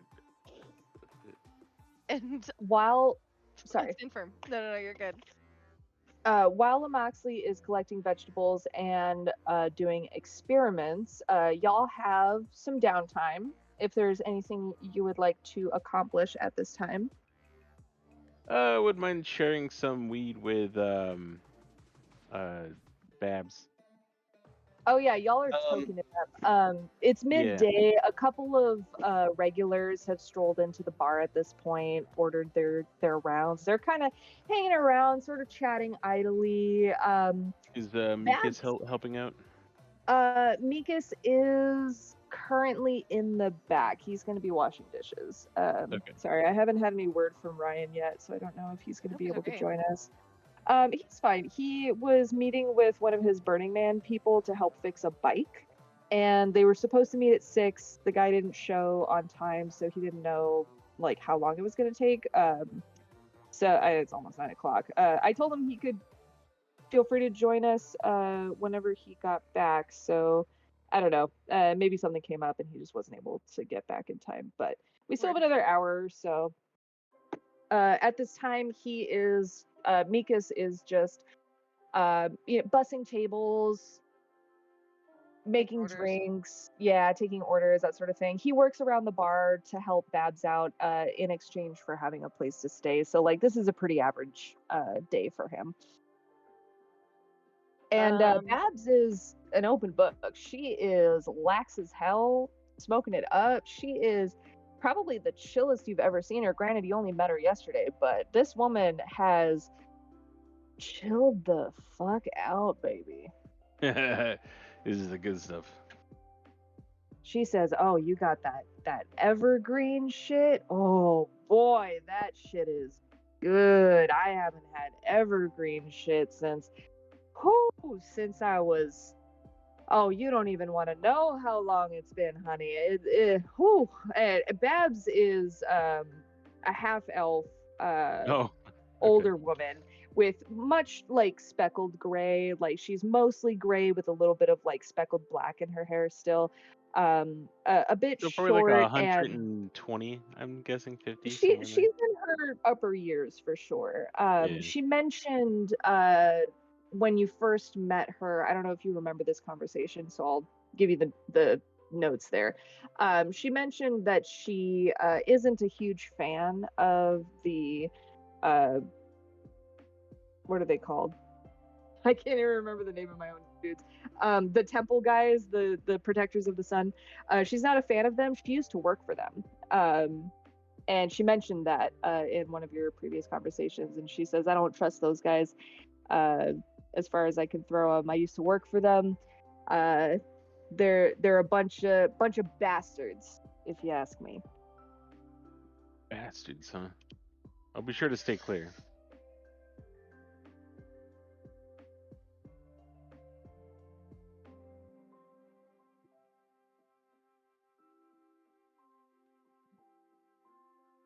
Did anybody else want to join me and Bab smoking the ganja? Just double checking. Yeah, we still have our meeting tonight. We could go to the pawn shop. You could. We still have to go to the pawn shop for, I forget what reason we were going to the pawn shop, that it was a thing we needed to do. Fabian Wilcox gave you a tip about a man named Dirk at the Golden Pawn who has information on how to access the Dawn Forge in the exploded mines of Croper. Yeah, and Fabian Wilcox is Rex's family frenemy. They have decided to join forces in usurping Angus von Suvide from the Despot estate. So meeting with this pawn shop owner could give you a potential lead in reestablishing your connection to the Dawn Forge. Yeah, Crash will just like take the joint and just be like, "So, do we want to go to that pawn shop that the guy we beat up told us about?" I figured we'd let Moxley have his fun with the rats and figure out what that's all about, but you probably should head over there soon. Maybe tonight. Yeah. Well, I still have a meeting. Me and Mikas have a contact, I think, this evening that Crash will just kind of like lose his train of thought for a second in the smoke.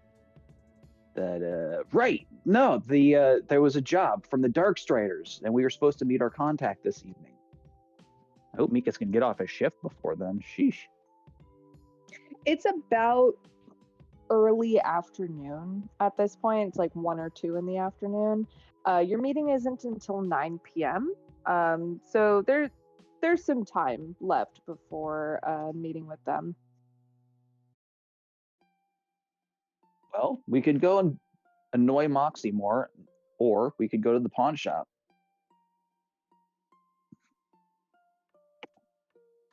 Pawn shop sounds good. Start with the pawn shop. Let Moxie work. Sounds good. Well, let's see if he wants to come. Crash will just like kick the door down. Moxie! We're going to the pawn shop. Want to come? No, I'm busy. Are you sure? There's going to be things. Did you say prawn shop?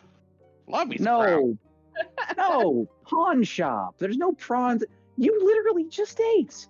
There might be a really good street food stand that serves prawns on a stick, he might be really into those. Ooh, I'm that's a literally great. watching you eat right now as you're asking me this question. You don't know how much sustenance he needs in this form. He's a growing person. Also, please tell me Alright. that you kept those helmets intact. Ooh, man. I'm a whoo man. Also, let me tell you, Sonny, you never know what your last meal is gonna be, so always eat what you can, including But like, prawns. how do you have room? You find room. More importantly, where did you put the helmets that you didn't eat? Wait. I wasn't supposed to eat those? They were a bit crunchy, but Please tell me take you. him with you. Nope. He's gonna need to use the bathroom soon, and he's gonna have to do it here. Please. I don't want to be around for that. He's gonna have to make room. Got a lot of uncomfortable noises this session. I think that's gonna be one. Oh man. So who all wants to go to the pawn shop? I would request to keep Rubik's with me because I still need him to figure out the wavelength. go to the prawn shop. Yeah, I He mean, needs if we to go to the pawn shop though, because he might find something for prawns. Rhombus. He's a new father. He needs a crit. Like I'm sure there might be some piece of tech that Rhombus needs. Little Rombissimo. Hey, I really need to get this transmitter done so that we can figure out where the source of the sound is. And for all you You- know, the pieces that you might need for your transponder are at the pawn shop. You wouldn't deny a little Robissimo his enrichment toys, would you? As much as I hate it, I can't fault that logic. I might be able to find a couple of things that I can use there. I know you dislike me Woo! on a weird personal level, but I assure you, I mean no harm. When you say that, you sense a borderline pain in Moxley. Moxley actually quite likes you. You're Aww. one of like two people in this group that he likes at the moment. Well, not Be nicer. not like one of two that, but like you and Rex, right? Those are the people that I know, and that is so it hurts a little bit. But he's like, oh yeah, I'll go. And pulls up the hood a little bit Besides, more. you want to give these rats some. These precious little babies have been through enough. You might get some better results from them if they have some time in an enrichment enclosure. A Also happy throw test his arms up. subject is a productive one, right? You I- taught me that. It's true. I don't consider the live rats test subjects anymore. They're pets. No. What are we they're- naming them? What are we naming them? I was I planning on. putting propose them- Dexter and Dee Dee. I was. But they love planning- each other. That would Those be are weird. siblings. Yeah. Oh, that's fair. What's the Don't name of go the there. girl from the Omelette du Fromage episode? I expected that Oh, from no one Todd. knows. I'm pretty sure they're just like random girl A and random Yeah. girl B. It's true. I don't think they ever had names. Dexter's a great name, but we can do something. We can drop Dee Dee. I like Professor Radigan. Hmm. And Rizzo. Quadruplex Rizzo. 3000 computer. That's the name of the computer, but the characters do not have any names. We've got I Dr. vote we- Radigan and Rizzo. Professor Radigan and Rizzo. I was planning on putting them back, but I mean, okay. They are now our friends. Whether they like it or not. Do you know how many babies rats have when they breed? Like this is It depends on how many they eat after they're done breeding. gonna be What like the the actual- issue. That got dark quickly. So- I'm glad that you bring that up. Oh, I was well aware. My plan was to put them back before they had babies. It's like birds pushing. If anything, that's to our advantage. We keep them in a space, and then we have multiple rats to use for. Maybe you learn to Dude. reverse engineer the helmet, and now we have our own set of secret spies. That's They are I just want legion. you guys. This is hilarious because I was wondering if anyone would bring this up. The only notes that I have written down this session so far are the rats procreate in the inn while the party is away. Tell us. But they're not gonna have Well, you babies guys like brought it up. tomorrow. Like, we got Yes. time. Well, Yeah, you don't know that. I was gonna say, I No, hope. I hope. do. It's gonna be like Unless- They're tribbles. hyper rats. Yeah. Unless you take some precautions, But since you guys brought it up, I figured you're more aware of it now, so I wanted you to know how funny it was that this was my first fucking thought as soon as the rats were in the terrarium. Your first Someone's gotta fucking just thought? leave a handful of like tiny little rat condoms. It's just quick, in but the I'm pretty terrarium. sure rat pregnancies are still like 3 weeks. We could also, hear me out, put them in separate containers while we're gone. But they're in Oh, they'll figure out love. how to get out. You would separate the Love will two of find a them way. while they're in love? That just seems Look mean. at them. They are You know what currently seems mean? exchanging. Making Professor Radigan give birth to several babies before she's ready. She is a young lady with a degree. She has her whole future ahead of She her. has her whole future ahead of her, and I'm They're just trying to currently protect. they're exchanging like I would- childhood trauma stories. Like they are bonding. Oh, so we've got like Hard. 8 hours. Got it. I would like Yeah. to point out that rats do not have the brain functions to be able to have such emotionally complex conversations, but Did you not see the way they looked at each other when they went in the terrarium? I shared a GIF, Craig. that's biology taking over. That's the They need were in to there like, reproduce. there you are, like a falling star. But What did I the penis will, rat sing in South Park? It I was like will Survival Goes West. concede that you do make a good point about potentially finding parts that could be useful for the transmitter at the pawn shop. Crash So throws I his will, arms up, go, "Woo, go shopping." That fucking song. I'll never get over how high pitched Fievel's voice is. Like I wasn't a fan even as a kid. Ron Bluth films were fucking weird, man. Yeah. I love it though. Love it. All I right. do love an American Tale. So with that, is everyone going to the pawn shop then? I suppose so. Pawn shop, pawn shop, pawn shop. You all gather your things, bid farewell to Babs. Mikas is in the back still washing dishes, bussing tables. He gives you a wave and a look that says, "Don't worry about me. Like I'll see you guys later."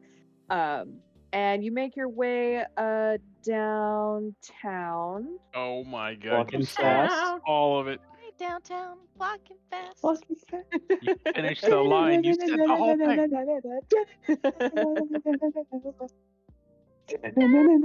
And I need you. This And I takes a while. miss you. Oh, that's not the right one. I think we're there now. Players. As you're walking down the street, you pass by a couple of folks just kind of milling about. This is, oops, did that one already. This pawn shop is called the Golden Pawn, and it's not like a famous pawn shop by any means. It's not renowned or anything like that. It's just kind of a staple in the community. It's been here for a long time. Most people know this place. If you say, "Oh, I took some stuff down to the Golden Pawn," they're like, "Oh yeah, I know who that." "Oh, you went down to see Dirk? Oh, okay, yeah. Did he give you a good deal?" "Nah, yeah, that's Dirk for you." So most people are aware of the reputation of the Golden Pawn. It's nothing fancy. You kind of get what you get. There are a couple people milling about on the street. You see a couple walking down the street holding a couple of grocery bags as they head up to their respective apartments here. There's a man kind of standing on a stoop, sort of preaching about some kind of doom. He mentions a plague that will return to the universe as the light fades from existence. It kind of sounds like nonsense to most of you. There's What a a stoop whack kid job. hanging out. There's a stoop kid hanging out on his stoop, just kind of tossing Kids bottle on a caps. stoop! Good. Does this So you said that there's a person on the street who's talking about the end of times. Does he look official in any capacity, or is he just sort of like a holding a cardboard sign kind of a thing? Kind of cardboard signy. It's this guy right here. He looks a little disheveled. His robes are tattered. He's got kind of the look of a homeless man about him. He may or may not be homeless. He just looks like he doesn't really take care of himself all that well. But he's And not he like a preacher on the street corner with like. Does he have a pamphlet? he does have pamphlets. They I will take are a pamphlet. You would like a pamphlet. All I right. would absolutely like a pamphlet. I will Pamphlet? get you that pamphlet. Don't worry about it. I don't need it right Later. now. I can already imagine it. I imagine like it has the serial killer letters where it's all cut out, like it's a zine, like one of those It's a early zine, it's a '90s zines, where it's just like. Are you Those ready for the novels end of time? Right, It's exactly. gonna be extreme. I think conceptually, like Read my artistically zine. speaking, this thing looks really cool, which is part of why I want it. It's less of a I believe him and more of a this looks really cool. And like I don't have any cool things to call my own anymore because I don't know where I am half the time. And I kind of miss having cool Mood. things, and so I'm in the habit of collecting cool curios. And zines. The man sees you approach and points a finger down as he is standing on this stoop that sort of towers above you, and he says, you there, young man, you seem like you know what's what. And he holds out one of his handmade zines. These are not Xeroxed. These are all drawn Personalized. and inked by hand by him. And he passes you an informational pamphlet and says, you seem like you know what sorry, I Got didn't you. rehearse any of this. He goes on and talks about how you seem like someone who understands the deeper meanings of life. You see beyond the veil that most people like to hide behind. You can sense something greater in the universe beyond what you see. Are you aware of the plague that will resurface after the light has faded from this world? So as a very hippy dippy kind of monk, I am absolutely the kind of person to lean into that like absolutely you're right. There is a plague that has been creeping in through us all, and it is only a matter of time. Do you believe that there's any hope for us, great wise one? The hope lies in the youth. As yourself, you must rise up and defeat those who would deny the existence before our very eyes. They live in blindness. They choose not to see what is right in front of them. You have to usurp those who, and he kind of goes on and starts rambling about how the government is totally like plagued and I would like to roll a persuasion check to convince him that I hear his words, and I believe that he is wise beyond most people's understanding, and that I will take up his cause, and I will ask him his name so that I may carry out as a knight of his to help end this plague. What the fuck is going okay. on? all right. Crash will kind of come up Fucking behind. stoned. I'm still My- super high from That getting... one. I rolled a that one. Ah, Crash- I'm a little Crash will- too like, whoa, man, this is like He's a 100% lot. convinced Like, you're making fun of him. Yeah, thank you so much. he thinks you're sarcastic. No, like So literally as actually- you're doing that too, like Crash What were comes you up saying, Ray? behind Virel and What like were you looks saying, at the. Sorry, No, go ahead. I was gonna say he looks at the pamphlet like, "Wow, you made this yourself? I was wondering why you looked like you didn't have any money." So funny enough, while you'd think a nat one would sway this guy from believing anything that you have to say, he is actually so enthused by your enthusiasm that he starts saying, You wish to join the knights? The knights of the realm who and he starts going off in some fantastical explanation about who the knights are and Tell him, where they're from. I would like to tell him, like, it is not safe to speak here because the plague creeps in all. Meet me tonight at, and the place where Babs is? So he doesn't hear anything that you say because you rolled in that one. He is currently going Got it. on a very detailed explanation as to what the Shire is and who these like distant beings are that were chosen to return the One Ring to the mountain, to the volcano. Like he just starts going on, and he says, if you wish to join you in, piece of shit. That's fucking great. he wishes that if you would like to join in on this quest, that you should seek out the Council of Elves who distribute these, and he starts pointing off in random directions. You can't really understand Are exactly what any it of is these he's trying to directions say. the pawn shop?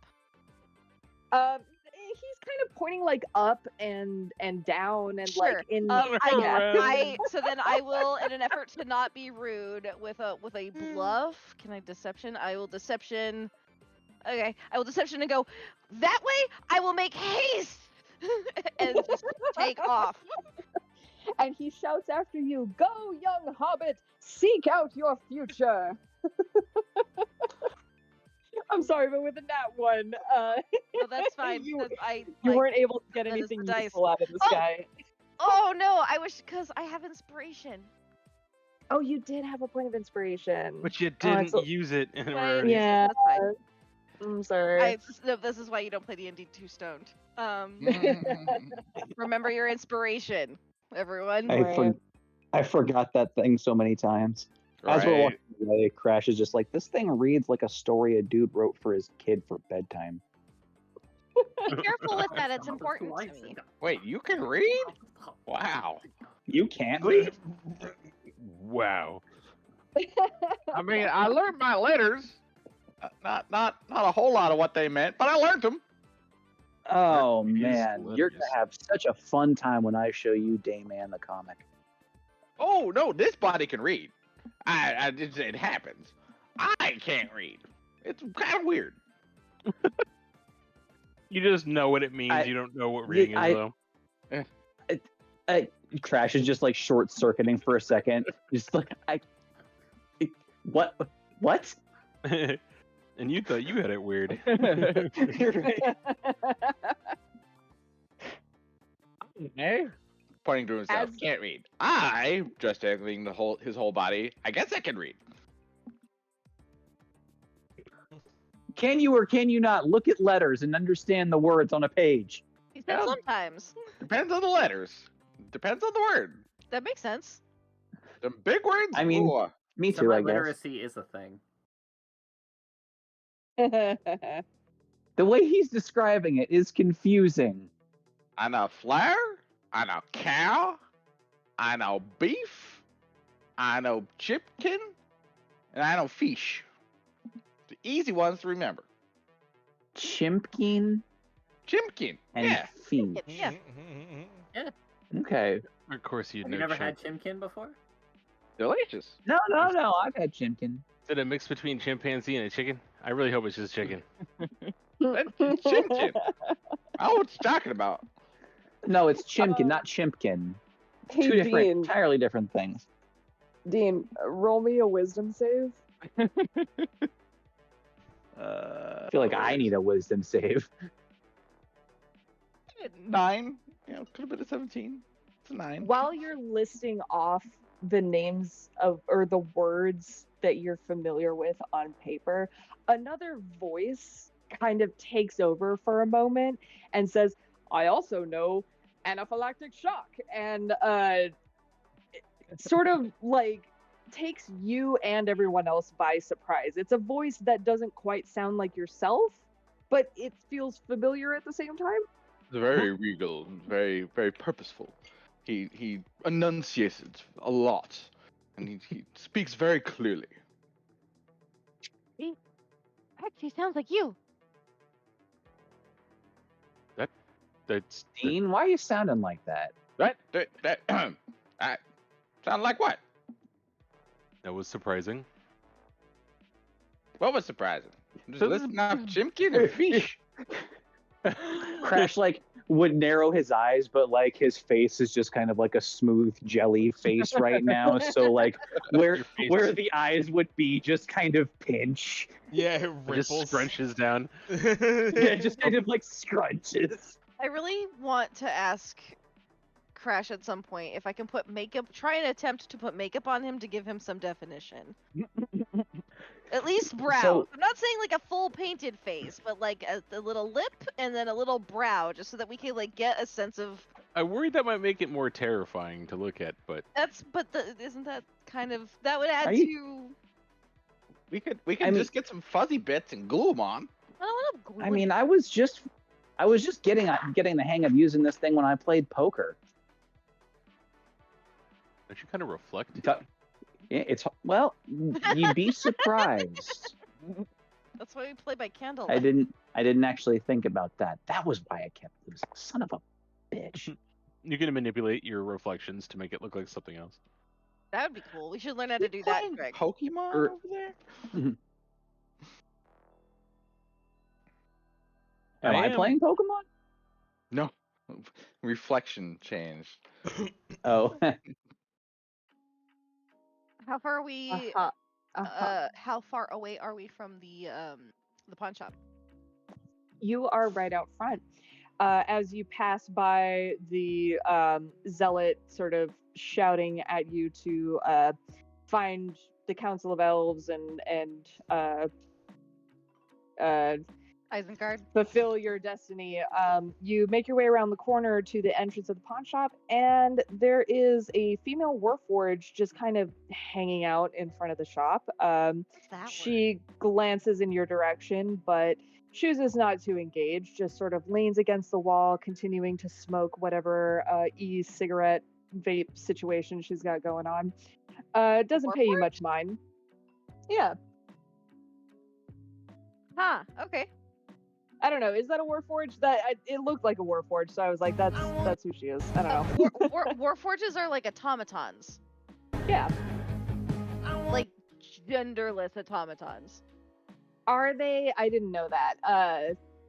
You'd It's- only met like it's. I mean, it's totally fine to be like they want to present as like if I were a Rosie definitely presents femme. Like it's fine. Yeah. I was just a little perplexed. So like, is she like chassied and like serving pinup like? talking exo stranger. Not exactly. I guess. I don't know. She find them attractive. Yeah, she's just femme looking, and hanging out in front of the pawn shop. I think Virel would be absolutely entranced because like Virel wants to look like this. I think if it's even remote, if they're even like so like, yeah. Let me see if I can find one that won't get someone in trouble. There we go. I'm thinking like this.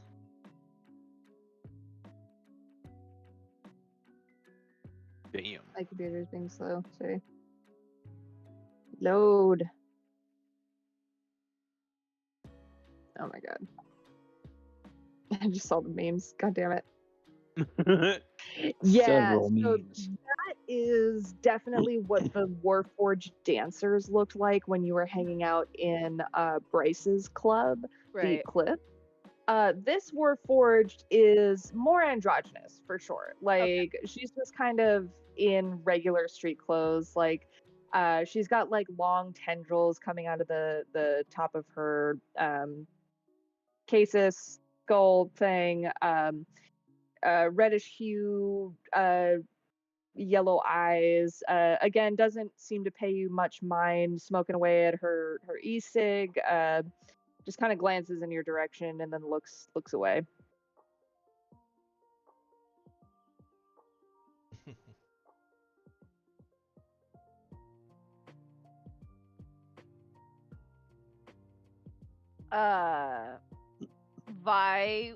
She's inside the shop.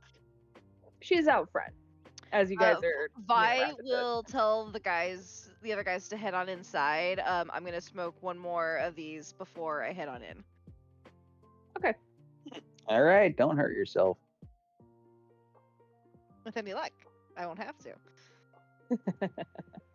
The rest of you head inside. The Warforge kind of glances in your direction as you spark up next to them. She holds out a lighter and doesn't say anything, just offers it to you. I will gladly accept it. She nods, continues to smoke her synthetic cigarette. The rest of you head inside and see a stout goblin fellow behind the counter, sort of just cataloging supplies. He looks up as the bell dings as you enter the Golden Pawn, kind of grunts in your direction, doesn't really greet you in a friendly manner, but acknowledges your presence nonetheless. Okay. I guess we can peruse. Sure. Looking around, you see he has an extended, array of wares. He's got a lot of electronic parts, kind of like if you've ever been in a used electronic store. There's a lot of just like old I'm trying to think of like sci-fi relevant stuff, but kind of like old VHS, VCR things, just Oh, like kind of Betamax and cassette tapes. yeah, like stacked up against the wall. There's a bunch of like old, like out of date technology. A couple of like Answering obsolete, machines. some obsolete familiars, similar to Rhombus, actually. Just kind of short, small, little construct-like creatures that don't seem to have any power, indicating that they're active at this time, but just kind of stacked in a corner. Moxley, you do notice a couple of like sound, like a corner where there's a bunch of like soundboard type stuff, sonic emitter things. If you would like to go and peruse that section as well. I'm extremely interested in the sound equipment itself. Rubik's. Sure. all about it. The two of you Moxley, are going to need go take a anything? look. Say again? Does Moxley need any of these parts? I would I imagine will so. find something. Give me a moment. I think that like it wouldn't necessarily be like an old retro piece that he needs, but one that like, because I feel like Moxie is probably really staunch and conservative a lot of the time, but I could see him being like fascinated by like a retro piece of something. Like this was a limited run, like old world something or other. Like If Learn- it like a defibrillator from the like one of the second generation defibrillators that were common issue to people as Yeah, I was part of gonna the med say. kits. Or have you ever seen or an like old oscillograph. have you ever seen like people who work in the medical profession see like really old medical equipment and be like, oh, that's really cool. That's what I'm thinking. Yeah, similar to that. If there was like some old-fashioned like biology or chemistry equipment in here, I would be really interested in that. If it was like old coins, I could care less. I would dig it since we're kind of we talked about earlier the era, like this is like 80s, 90s kind of Very analog. future. I would love to find some maybe older model like synthesizers. Absolutely.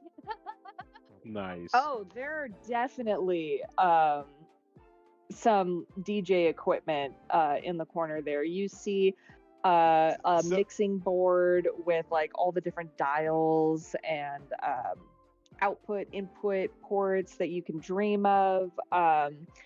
There's also, have you ever seen like an electronic turntable? Yeah. Yeah, it's like not a traditional turntable with actual records on it, but it's like electronic or whatever. Yeah. I would say like maybe like with like instead of perhaps like digital output and like buttons that sort of thing, there's like certain knobs that sort of thing. It triggers something, just a little something in Rubik's. a part of his past that he doesn't really remember. Like when you're really young and you kind of remember something really vaguely from your really early childhood. Just an image of sorts. But remember specifically like dial-up knobs to turn up like treble and bass and like the equalizers, that sort of thing. It wasn't a digital output. It was very much like analog like that. And maybe that flashes to his mind as he sees these. They're not quite relics at this point, but they're definitely older school than some of the technology that's out now, as far as maybe some of the music equipment is concerned. Dean will definitely make a little bit of a nuisance of himself by just pushing random buttons, knobs, and switches to see what they do. Because this is all new to him. He has no idea what any of this shit does. So he just sees. Roll me an arcane check. Basically, anything you guys need to interact with arcane science will require an arcane check. And I'm assuming Dean is not particularly adept at that sort of thing. No. What happened? But he did He roll does- an 18. He does roll an 18 though. An 18. You Let's managed to flip on one of the local, we'll call it a radio station just for ease sake, a station that is playing music, and a song comes on that sounds very familiar to both Rubix and Virel. Virel, you're still outside. I don't know if you can hear this. Roll me a perception check. Sure, I will do it at a disadvantage because I am currently flirting. That Cotton Eye Joe song again. Yeah. Oh God. Where did you come from? Where did you go? Where did you come from? Cotton Eye Joe. Where did you come from? Where did you go? Cotton Eye Joe. Jesus Christ. Fucking haunting. Sorry, my fucking computer. An 8. Okay, yeah. So you don't really hear what's going on inside. Rubix, on the other hand, does recognize the tune coming from the radio sounds a lot like some of the music that Rubix has made in the past. Even if he doesn't remember making it, it somehow feels familiar to him. To them, sorry. Hold on. No, him is actually appropriate. He's identified more as the Dude. dude. Yeah, exactly. Some For reason sure. or another. I feel like Rubix's pronouns would be like dude and Dude and bro. Again, it's Right. almost Dude and Buddy. it's Hey, again buddy, don't and call guy. me buddy, pal. given that he only has a couple weeks under his belt of actual like realization, like consciousness of himself. that makes sense. It just would- feels right. Basically, he doesn't know quite why. So, like, for example, when Vivian was little, you could call them anything, and as long as it was in, like, a sing-songy, positive interaction, they were like, okay. Like, you could, like, I Yeah. called them Metroid, there was a, like, Ah. fart butt, like, stink face, Wow. like, just as long as, sometimes they had a farty butt, and they had a stinky face. Baby Metroid. Sometimes it be like that. I've referred to my son as my Metroids since they were like week 8 because at that point they're draining your energy from you. But yeah, no, that makes sense that Rubik's, which is like if it's clear to him that we're referring to them as it, he, whatever, as long as they get the sense that we're talking to Rubik's, they'll respond. Like it's less about gender and more about like, okay, like your program is going, someone's talking to me, I should engage. If V is a Metroid, does that make you Mother Brain? Can Yeah. you assume that I- self-professed? Hit me. Hey! He did call me Spotty. Hey! Well, more than once. I remember that. Can we Oh. assume that self-professed leader of Rubik's fan club, Aisha, recognizes the song? Ooh, yeah, that's a great point. Aisha would recognize this song, actually. Would know it more than yeah. I do. Because Aisha would know this song pretty well. wrong. She is singing her little heart out, but only you can hear it. No, she's fully taken over when the song Oh, comes okay. I don't God. know. So I don't know about the rest of y'all, but there are some songs that if they start playing in the grocery store, I am bopping. It is happening. Bag loves me unconditionally, but I don't get the sense that he's super happy when this happens, and it doesn't happen all the time. But when it does, I'm dancing, I'm lip syncing for my life. I don't care who's in the vicinity. I imagine It usually Aisha is kind of happens when I'm embodying not that. around, and then I turn so- the aisle and I just see you dancing there, and like, oh, okay, Mhm. all right, So I'll go get full the on, cheese then. the radio comes on and you just hear Moxley go, We can't. We can't hear We any can't of that. hear you. I think that fantastic, Sick. perfect, perfect. perfect. It was too high pitched. Holy shit, it's that sound! Oh my god, again. Yep. And then all of a sudden, Moxley is like straight up dancing, singing in the middle of this podcast. Fucking Awesome. Crash, is that you again, Crash? Stop it. I'm not doing it this time. As this show of whatever this is going on, Virel, you are outside of the pawn shop, trying to make a move on this Warforged person, who just offered you their lighter. Mikas, welcome. Hi. Hey. Hey. I had to try to resuscitate my bike back from the dead. It was a lot more mechanically involved than I expected it to be. That is all good. But Were it's you able to all get set it up and- running? Yeah, it's all set up and good. It should be Yeah. set for the burn this year. So Nice. Woo! Hey. it just needs to make Well- it through this year, and then it's allowed to die. But it needs to make it through this year. That's the last year. Live, There you damn go. it, live. Damn you. Got one. Lived. This is my last tour, and then I get to retire. Come Literally. here. it's Let me final show you my. deployment. Let me show you pictures of my kids and my wallet. You can die when I say you can die. Fucking Queen on. Yeah, no, it's 100% that. Live, So- bitch. Just to recap what happened thus far, you guys We've had been the jamming rats. in the grocery store. Oh yeah. So you killed the rats. You had a live rat. Mhm. Amoxley found an additional live rat that did not have a helmet attached to it for further experimentation. Y'all brought the rats back to the Jaded Cross Inn. Mikas, you went ahead to distract Babs, excuse me, so that they could sneak the rats upstairs. Naturally. Sorry, I'm burpy. Uh, That's fine. So you were able to successfully distract her so that they could get the rats upstairs without causing alarm. They started, or Amoxley, I should say, ran some tests on the helmets to determine how they were controlling the rats. Turns out they're connected through the brain, whatever. So he was able to get the helmet off the live rat without killing it. Put the two rats together in the terrarium. They fell in love.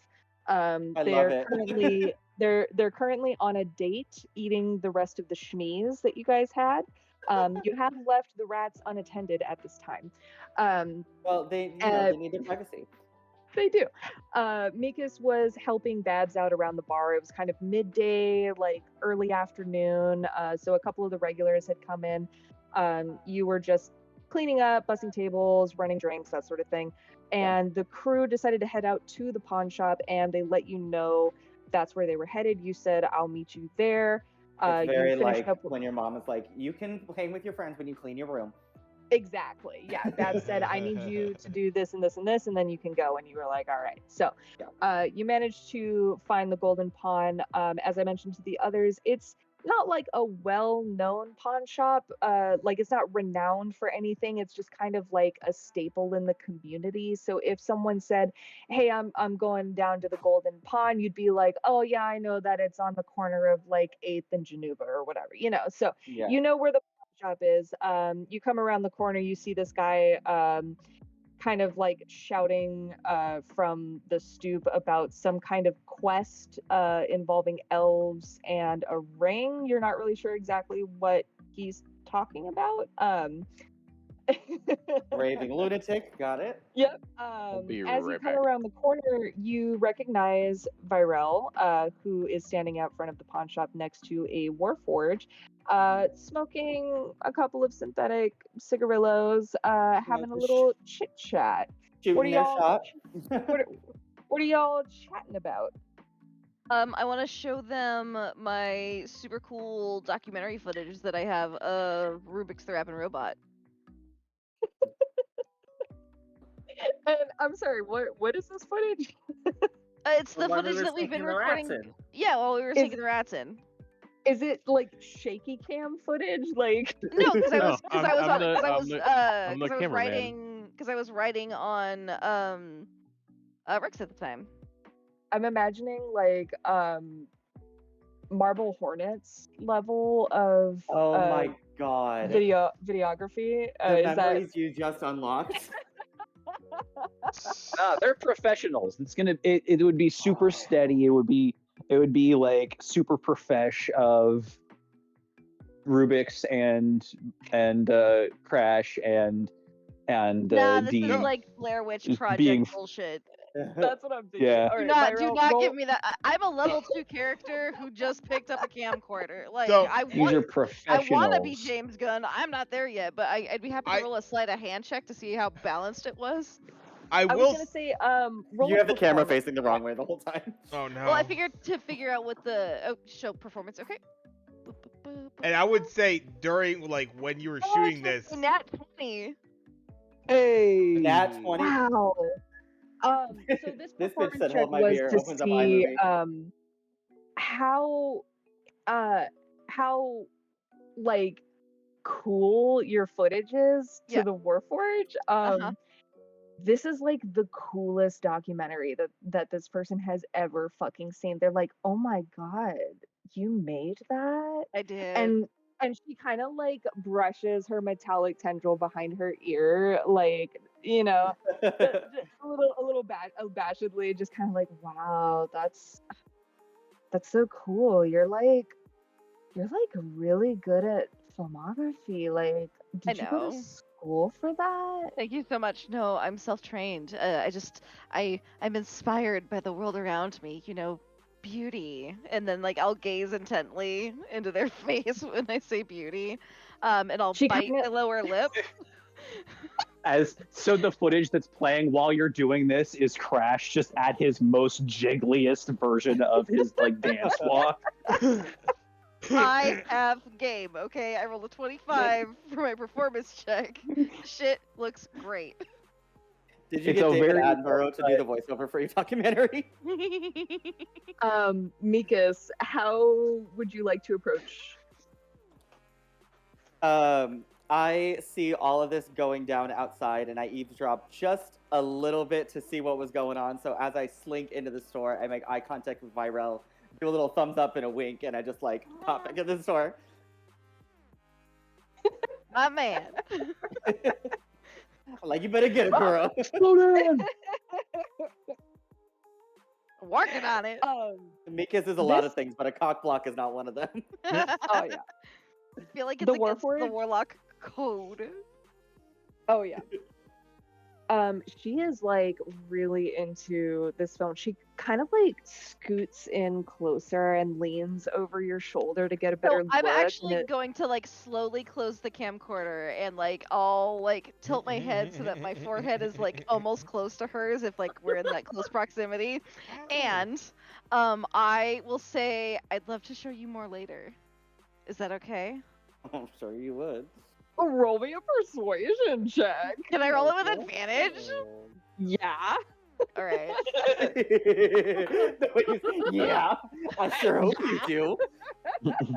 Thank God, because one of those was a 1. Oh man, it's the jig.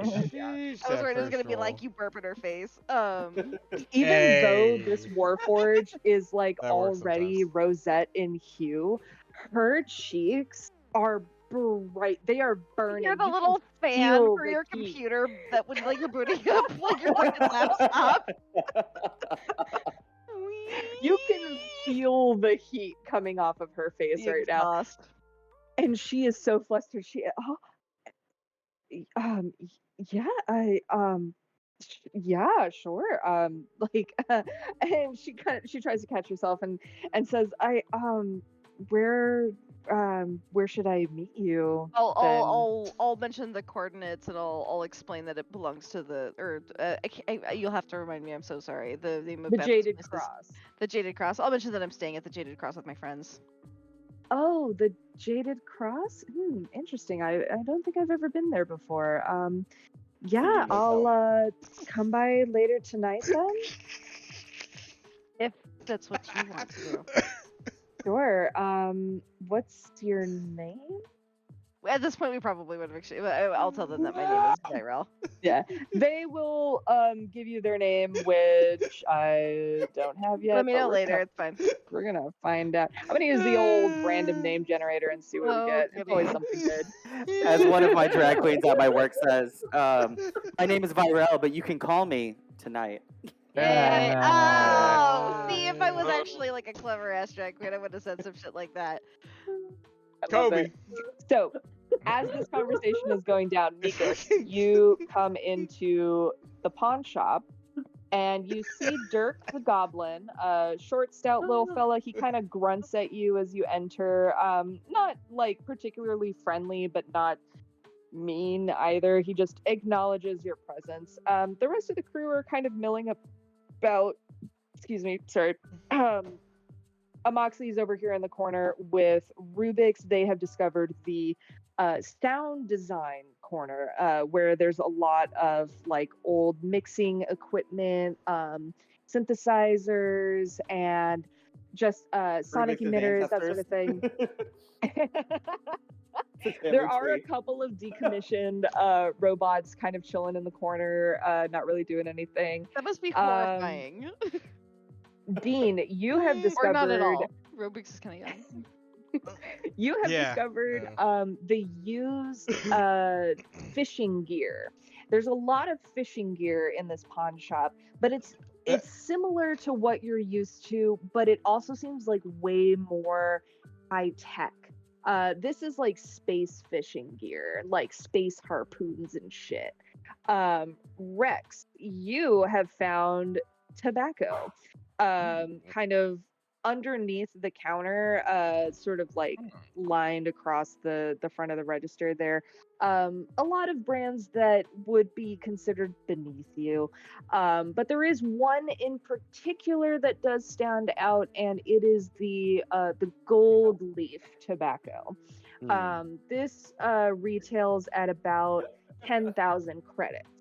The rest of the tobacco ranges somewhere between like 300 and 500. Some of the lesser tobacco, the cigarillo type stuff, ranges around, like 20, 50, 70 credits, that sort of deal.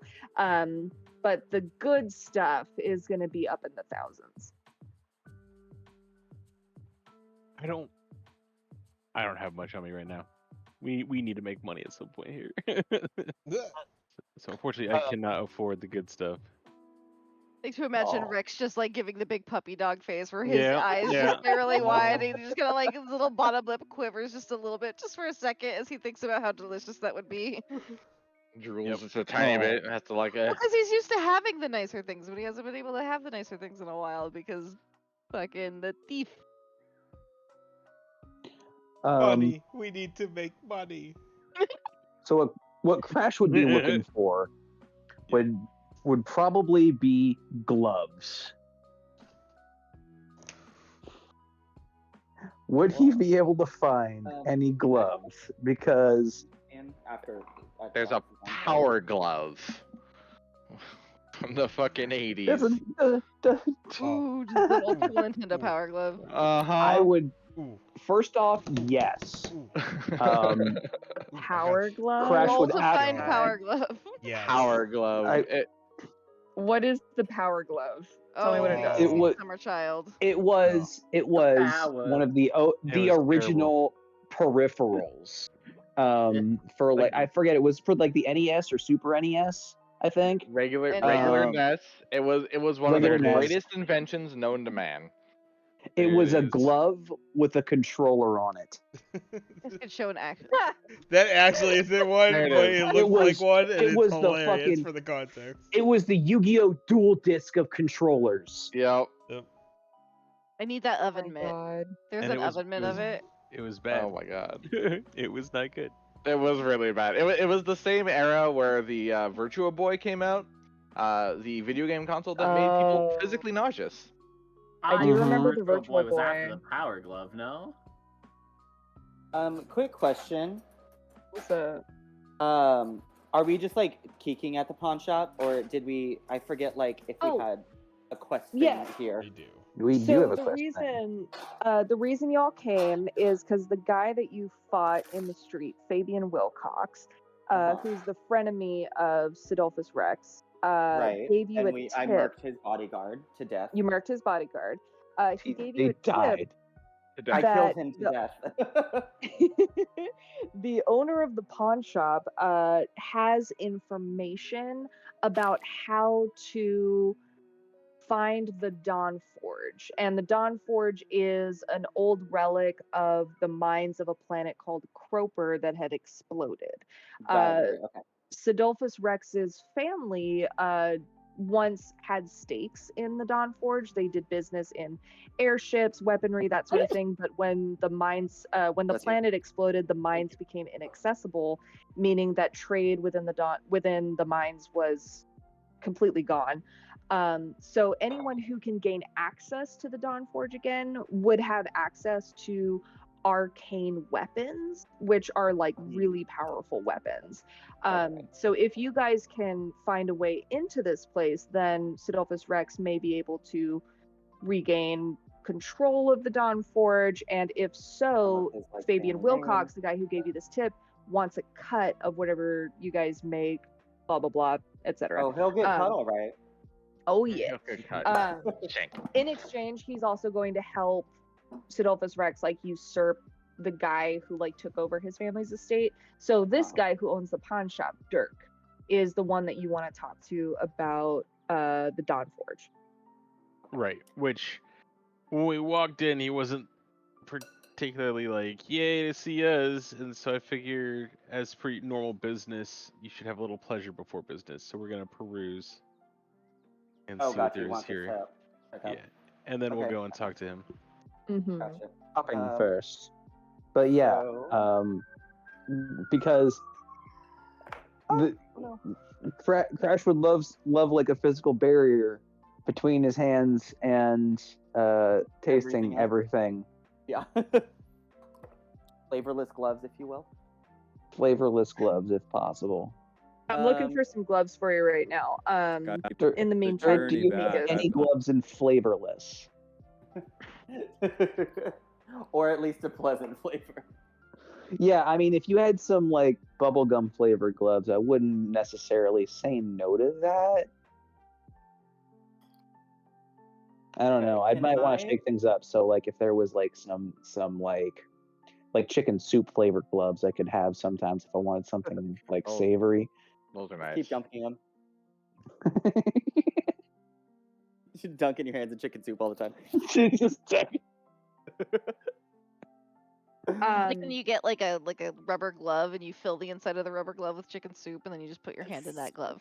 That's I so mean, I gross. can just put my hand in a bowl of chicken soup. But the point is when I don't want to taste the table when I am finished with the soup.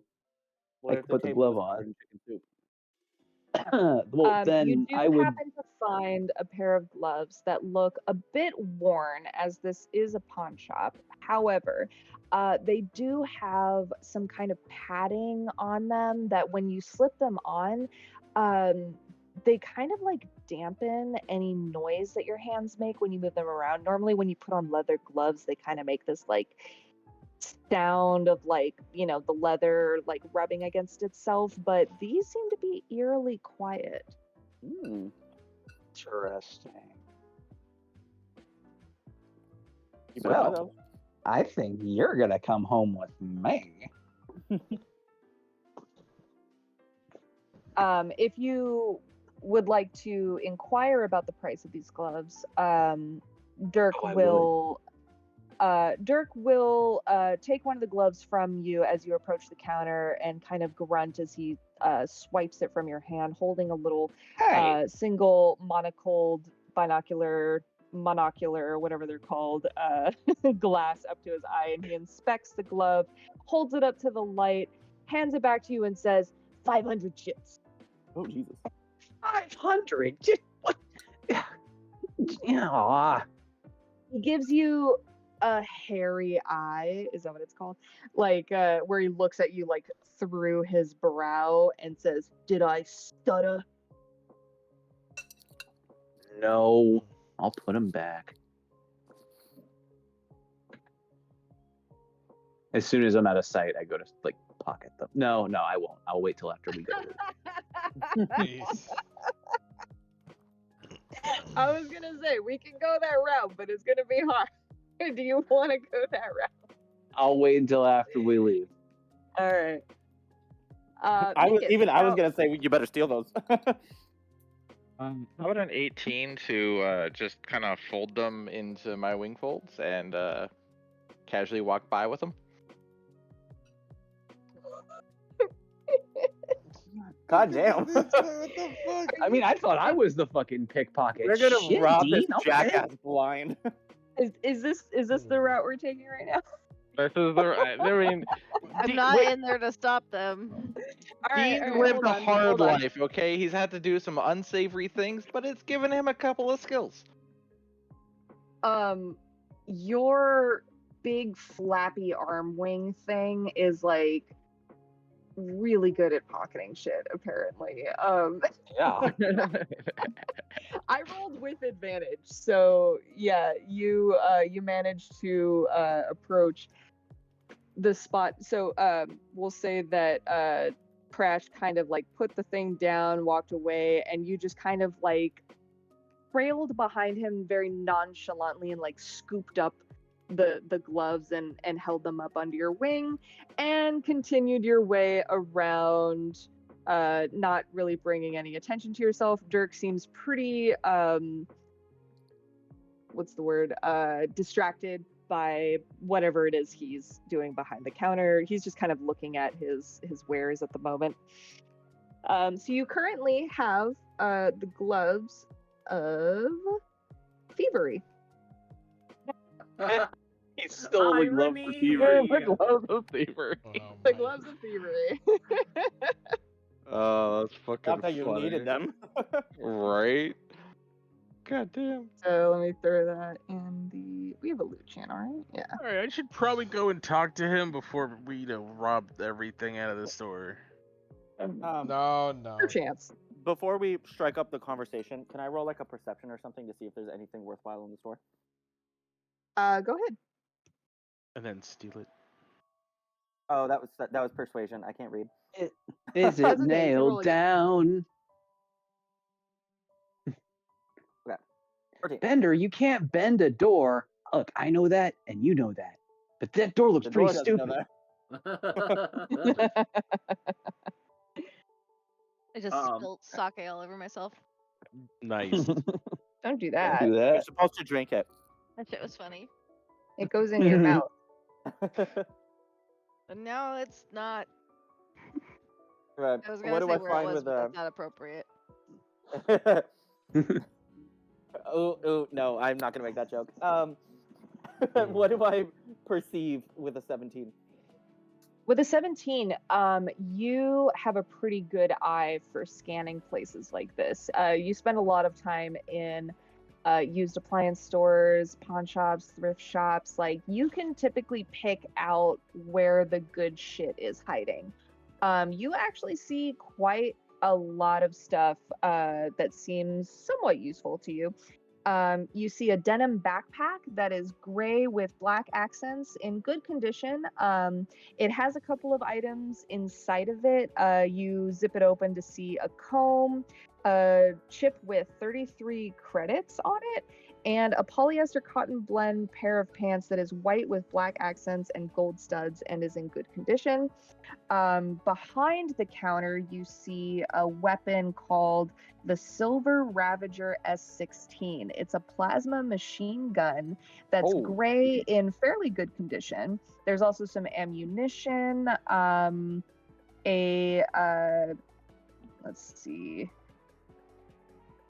Behind the counter, there's also a titanium and quartz necklace with a resin spaceship shaped pendant, also in good condition.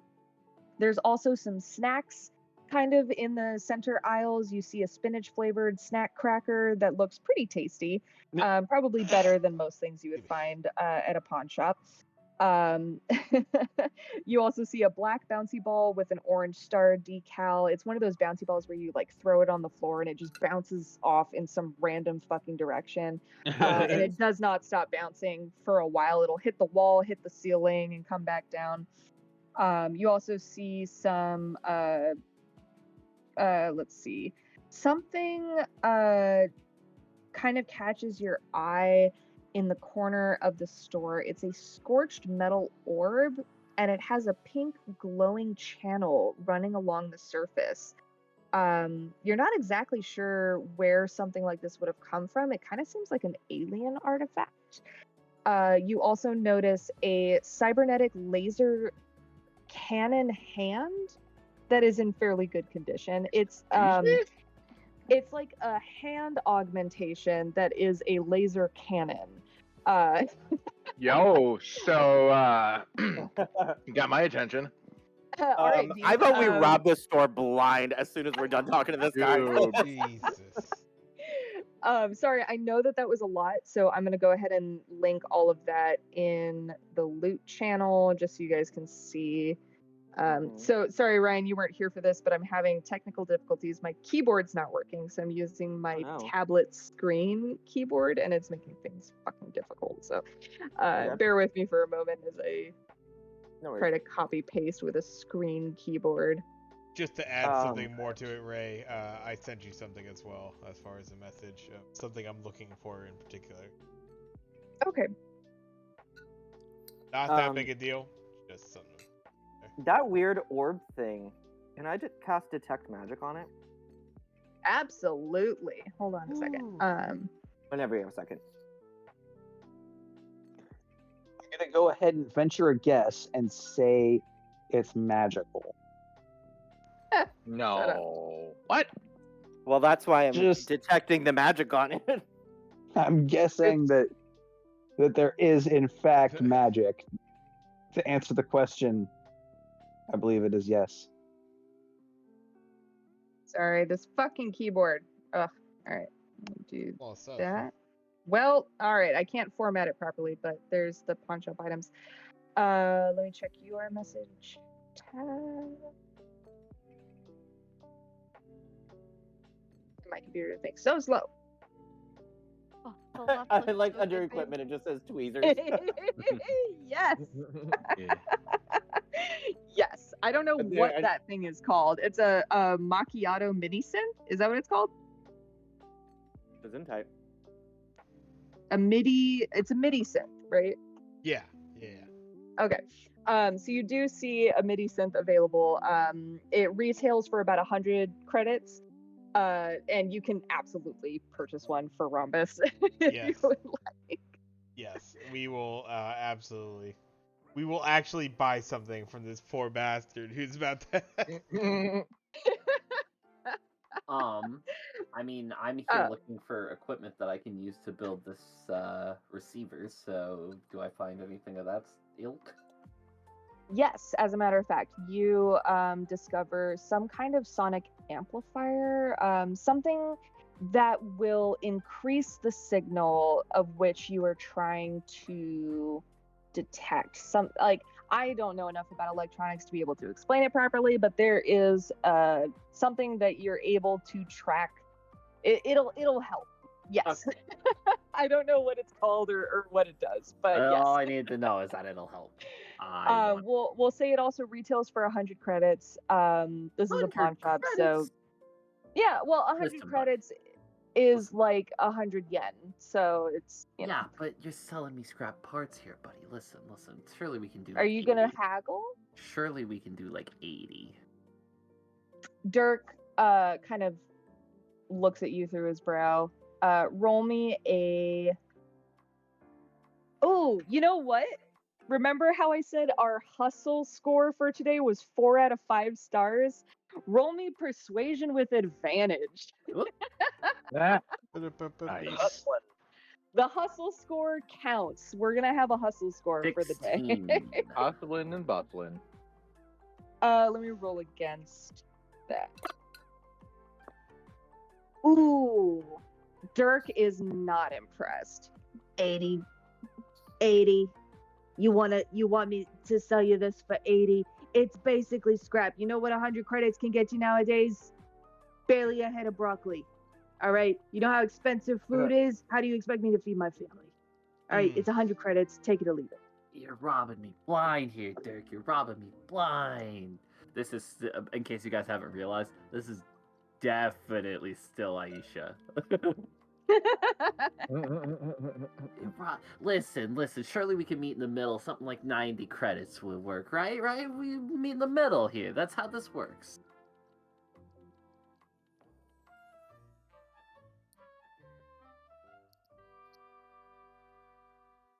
Listen, I said it's 100 credits. You can buy it for 100 credits. If you're not going to pay for it, you can get out.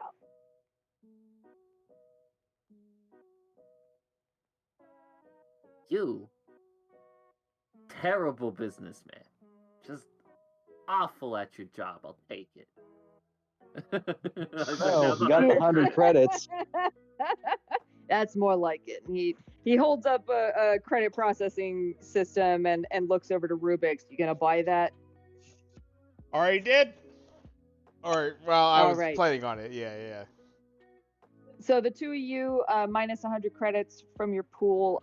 Mikas, the scorched metal orb with the pink glowing channels running across its surface. When you look at this orb, you inspect it to see what sort of like arcane science might exist behind it, and the cybernetic mechanisms built within your nervous system sort of like spark up, and you feel like a jolt sort of run through your spine as your eyes sort of fixate on this orb and it starts to glow even brighter. The voice in the back of your mind sort of whispers to you in a very eerie, unsettling tone and says, "This orb can detect the presence of harmful substances." Get me one of them bitches. So yeah, I'll like immediately. Sorry, I just saw the meme channel. Orb. Oh no, So I yeah, haven't seen it. So I pick it up, kind of toss it over in my hands a couple times. And I'll just kind of casually yell over my shoulder at the shopkeep and ask how much it is. Dirk glances in your direction, ponders for a moment, and then barks back at you. 500 shits. I'm gonna roll persuasion. All right. We are rolling with a hustle 4-star, 4 out of 5 star day today. So you get to roll with advantage because you're hustling. Period. The fucking glove. God damn it. Nat Was 20, that a bitch. nat 20? Nat 20. How much are you haggling for? Bitch, you know what? I'm gonna not be absolutely ridiculous and tell him to give it to me for free. But I'll do 100. Well, hold on a second. With a nat 20, you could look at this guy and be like, for this fucking piece of shit, this is garbage. Like, are you sure you don't want me to just throw it away for you? I mean, it's up to you. Like, you with a nat 20, like I can do whatever I want. you You pretty know much what? yeah. Actually, yeah. Then in that case, especially since I do have a tech background, I'll I'll be like, bitch, you don't even know what the fuck this is, and I start spewing all of this technical jargon that doesn't even actually make any sense or mean anything, but he has no idea either way. And at the end of it, I'll be like, you know what? You're lucky this didn't end up at a flea market. I'll give you 5 credits. Dirk is just flabbergasted by all of the technical jargon that you've thrown his way. He doesn't deal in technology. He deals in crap, all right? Or scrap, sorry. And Freudian slip. with that, he's a bit shaken and says, yeah, all right, you know, a lot of junk tends to come through here. It looked pretty fancy with the lights on it, but I've seen bouncy balls glow up brighter than that, so sure, 5 credits it is. I am wondering how much. Do you have to I light up will bouncy fuck balls? this up. While Mikas is haggling, can I attempt to pocket that hand cannon? It's behind the counter, sorry. All of Oh. the weapons are Okay. behind Dirk, yeah. Well, I'm gonna have a conversation with him if you're looking for a distraction. Yeah, we should probably do what we came here to do. Sorry. After You he guys are said, having fun. I am shopping and having fun. Robin ahead, has a Greg. mini stint. Come on. Sorry, go for it. after he says the 5 credits thing, you hear Moxie out of the corner go like, "Oh, God, that thing's clearly worth double what I paid for my thing." Dirk doesn't pay you any mind. He goes back to musing over whatever gadget. Terrible he's shop currently- owner. Hey, Mikas, I can't help but notice you got the gift to gab. Think you could talk down that nice little cannon over there? What price is it, and what are we aiming for? So Cheap. this augmented hand cannon hanging on the wall behind Dirk has a little like kind of paper price tag dangling from it that says oh god, I don't even know what to price this as. Oh, we're gonna roll for it. Dean, roll me a percentile. Okie dokie. Percentile dice? You just roll. It's a percentile is D100. 100. 99. Wow. Free. That's what it means, right? 99% off, right? Yeah, 99% So- off the value. So it retails for 99,000 credits. Thousand. Cheap. I was just gonna add 1,000 to whatever number you rolled. So if you rolled a 1, it was gonna be 1,000. Oh, But you rolled a 99. So 99,000. So this is a very nice hand cannon. This weapon is like god tier. All right. So that price point value just Getting that determined on. how fucking insane this thing is. If you were to get your hands on it, pun intended, it's like a god killer type weapon. Dirk is not letting go of that thing very easily. I apologize. Can gonna have to Dirk take rob- out everybody? So can I? So I would like to lean into ones that killed Mikas's. Dirk. Sorry. I won't take that bait, Ray. It's I not know what looking you're good. doing. I'm just saying it's not looking good for Dirk. Oh god. A god killer. So I'm, We I'm, might have to- leaning, I'm leaning Yeah. He's dangerous. I'm We leaning might into take Dirk Mikas's, down. For it. his thing. I'm gonna try to like convince Dirk of Mikas's prestige at appraising technology and technological arcanum objects. And so you should definitely listen to what he says when he tells you that that's garbage and you're ripping people off. Huh? Mikas? There's a lot of Look. pressure. Let me roll it. I'm gonna roll a persuasion. I was gonna Well, say, Mikas is already rolling with advantage. Okay. Well, now we get You can Double only, advantage. Double advantage. Get you can maybe only have that's so much D4? advantage. Get would that I do D4? persuasion or deception for this? Let's do deception. That's a good one. Or honestly, you can do either, whichever you prefer. I like deception though for this one. That's what's reminding me of. 22. Oh. You do have advantage, I think, right? That was what we. You do have Yeah. advantage. Yeah. Oh, So right. roll You Good could higher. roll again if you want to get that nat 20. That nat I got 20. the nat 20. Let's go. Yeah. Oh my god. So what is it that you're trying to convince? I'm gonna Dirk lie to his of? face and say that's just a model gun and it's not. It's not actually real. Oh my. And I think it's fucked up that you're trying to charge someone so much for something that's obviously a fake. Me hoping to God no one has fired it in front of him. Ash is just like silently dying. Like he wants to laugh so bad that like his head is like inflating a little bit. I like don't know what to I do have in a this cousin situation. with weapons harder than that. That's not even. That couldn't shoot a bird out of the sky. What the fuck are you selling that for? Dean's just How standing did there we nodding wind up thoughtfully. here? Where am I? What happened? This store is so gonna be guys, empty by the time we're done.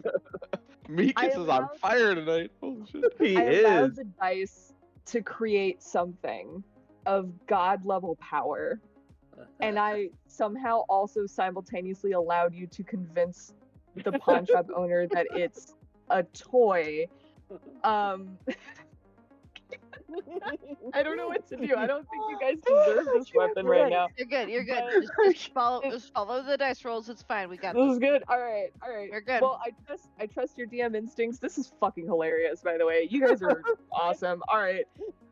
Dirk is once again stunned at this fucking silver tongue that Mikas has when it comes to technology. He looks up at this hand cannon device hanging on the wall behind him with a tag reading 99,000 on it, and he wonders for a moment, how did I wind up pricing this weapon? Did I where did I get this weapon from? And he thinks for a moment, and honestly, he can't recall exactly when this item came into being. It's probably been here since he bought the shop.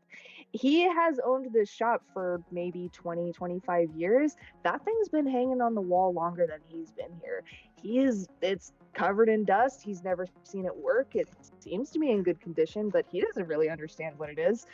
If you think it's a toy, I mean, it might be. Maybe the price tag was a joke. I mean, 99,000, that's kind of ridiculous. Outrageous, right? What I tell you what, for a toy of this caliber, it's a pretty good looking toy if it's a model, and for that, I'd say 50 credits. How does that sound? You got yourself a deal. Who the fuck is trying to buy this? Fine. Dean. Yep. You just gave So, Dean a god killer. All right. I don't know what it is, but I'll fucking throw it up in the loot channel later. Wait, I have a perfect name for this. Hold on. oh my god. So, I will We'll say. say. Go ahead, sorry. Oh yeah, no. I all I would say is, Rubik's has maybe a little understanding of maybe like actual technology. He didn't even try to convince it because he didn't even think that was an option. He has now started to learn the hustle, the hustle game. The hustle. He is baby. he is starting to Wow. really look up the Hustle. Mikas right here. It's like, this is what a true hustler is. Oh The hustle yes, is strong. this is what I've been rapping about God. all these. I can't And believe I just now- got to use this fucking meme. Is that a monkey? He's got a gun. Oh my god.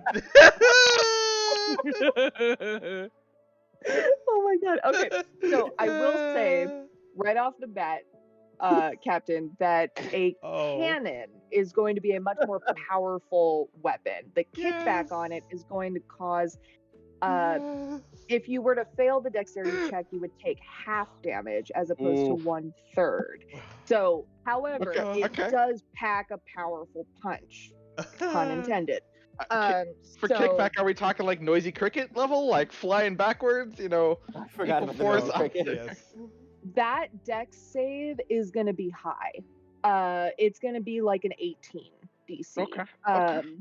So normally you guys are hitting about, I think, depending on your rolls, I usually cap it around like 12 or 13 for the DC. Unless it's like a really bad roll, in which case I would lower the DC for it, because like, obviously it's a poor shot. But for the cannon, it's going to be high. Makes but sense. I'll, Makes sense. For the I'll God Killer hand- 5000. Right? God Killer 5000. I think it had a name. Yeah, you did say it. I think it's in the loot.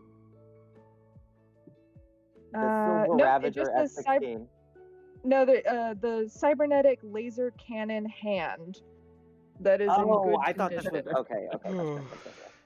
So the Oh, Silver buddy. Ravager is a plasma machine gun. Right. Submachine gun, Not sorry. the hand cannon. Gotcha. So different item, but could still be purchased if you've got the cash or this fucking persuasion for it. Goddamn. That's exactly what I was thinking of. Yeah. Jeez. Yeah, Mega Man. Oh my god, you guys are fucking hilarious. All The right. devil. So Amoxley got his sonic amplifier. That's what we'll call it. Rubik's got a MIDI synth for Rhombus. Crash got the gloves of thievery, I believe is what they're called. Dean got him. I mean, Well, he they'll got them go for to you. Stole them Yeah. for you. Yeah. I wanted the Um, cannon. This is a team effort. Yeah. Dean got the fucking Mega Man hand. I don't know what to call it yet. Let's see. Yeah. Mikas, you purchased something. What did you purchase? I didn't purchase shit. Oh, you got the. That's right. You got the orb. Actually, no, I did pay for- 5 credits to be nice. You paid 5 credits. Yeah. So go to your inventory and you should be able to just subtract. Oh, I already did. 5 gold. Okay. So you have the orb. I don't know what we're calling it yet, but it. What does it do? It detects the presence of harmful substances. Yeah. So we'll figure that out later. Should I put a note, like an inventory or something? Or I guess not inventory. Yeah, you if can it's not you a can real create a thing. custom item in your inventory. Yep. I'll make a note of it too, just so we can reference it later. I'll make a I can make homebrew items that I can give to you guys later. Also, I'll figure that out when we have a chance to. Virel, did you come back into the pawn shop? I've been, yes, no, I would have at one point decided to like part ways with my Warforged friend to rejoin the party. Friend whose name I haven't figured out yet, but I will. Let's send me soon. notes later. Yeah, we can reconvene. Virel and A forgot rose Rex, by any other um, name would smell as sweet or something. I'm just gonna call this orb the CO2 detector in my inventory. There you There you go. CO2 detector. Later That's on, what it is. we're gonna get into a fight, and Dean is going to use that cannon and just like Mark the everybody. shopkeep is going to like just be a bystander in the street, and he's gonna watch it happen and just be like, "Son of a." The fucking death ray goes flying by him. Yeah, Joe, as you're just like rocked back by the recoil, he's just like watching, just in just abhorrence. It's a fucking wave motion cannon. So Mega Man's gun is called the Mega Buster. So that's what we're calling it. The Mega Buster. All Mega right, that's what we'll Buster. call it. Oh my god. I'm so excited to craft this. This is item. gonna be great. All right. We should Having so nickname much it fun. the toy, because The toy. It is the toy. I forgot to hit this. one. Rex, Sorry, go for it. Rex and Tonka cannon. Virel, is there anything that either of you would be interested in? Oh, so many things. Virel's been shopping for something else outside, you know what I mean? Right. Right. Is there something that I think my Warforged friend might like? vibrator? There's the titanium and quartz necklace with a resin spaceship shaped pendant. That's like second date shit. Like I'm thinking more like one of those little like Get her the copper bouncy ball. steel, one of those little copper steel roses that's like bent, kind of a thing, like, or something like smaller and artsy, like in a reasonable first date sort of. Like a necklace is a pretty big. Jewelry is not first date stuff. Take I was a looking for quick something look. cute, or like a little mechanical toy that like moves or wiggles a little bit, Fire or a gun. a gun. Is there a tiny little like 9mm that's like got a really nice handle? I think there is actually.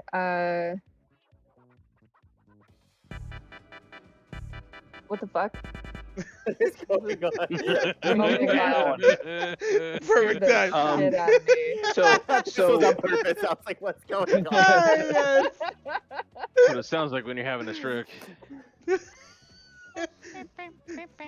Wii shop.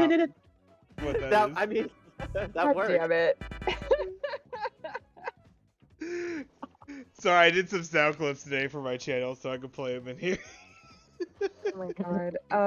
Okay, Yeah. roll me a d20. I will also say when the shopkeeper failed all those checks. You suck. 6. You jackass. Ah. Meekus, my boy, I owe you a drink. Goodness, that was impressive. Oh my God, you couldn't have rolled a more perfect roll. I love you. Hold on a second. What'd I get? We're gonna What'd I copy and paste. It takes me like 50 years to do this. I'm so sorry.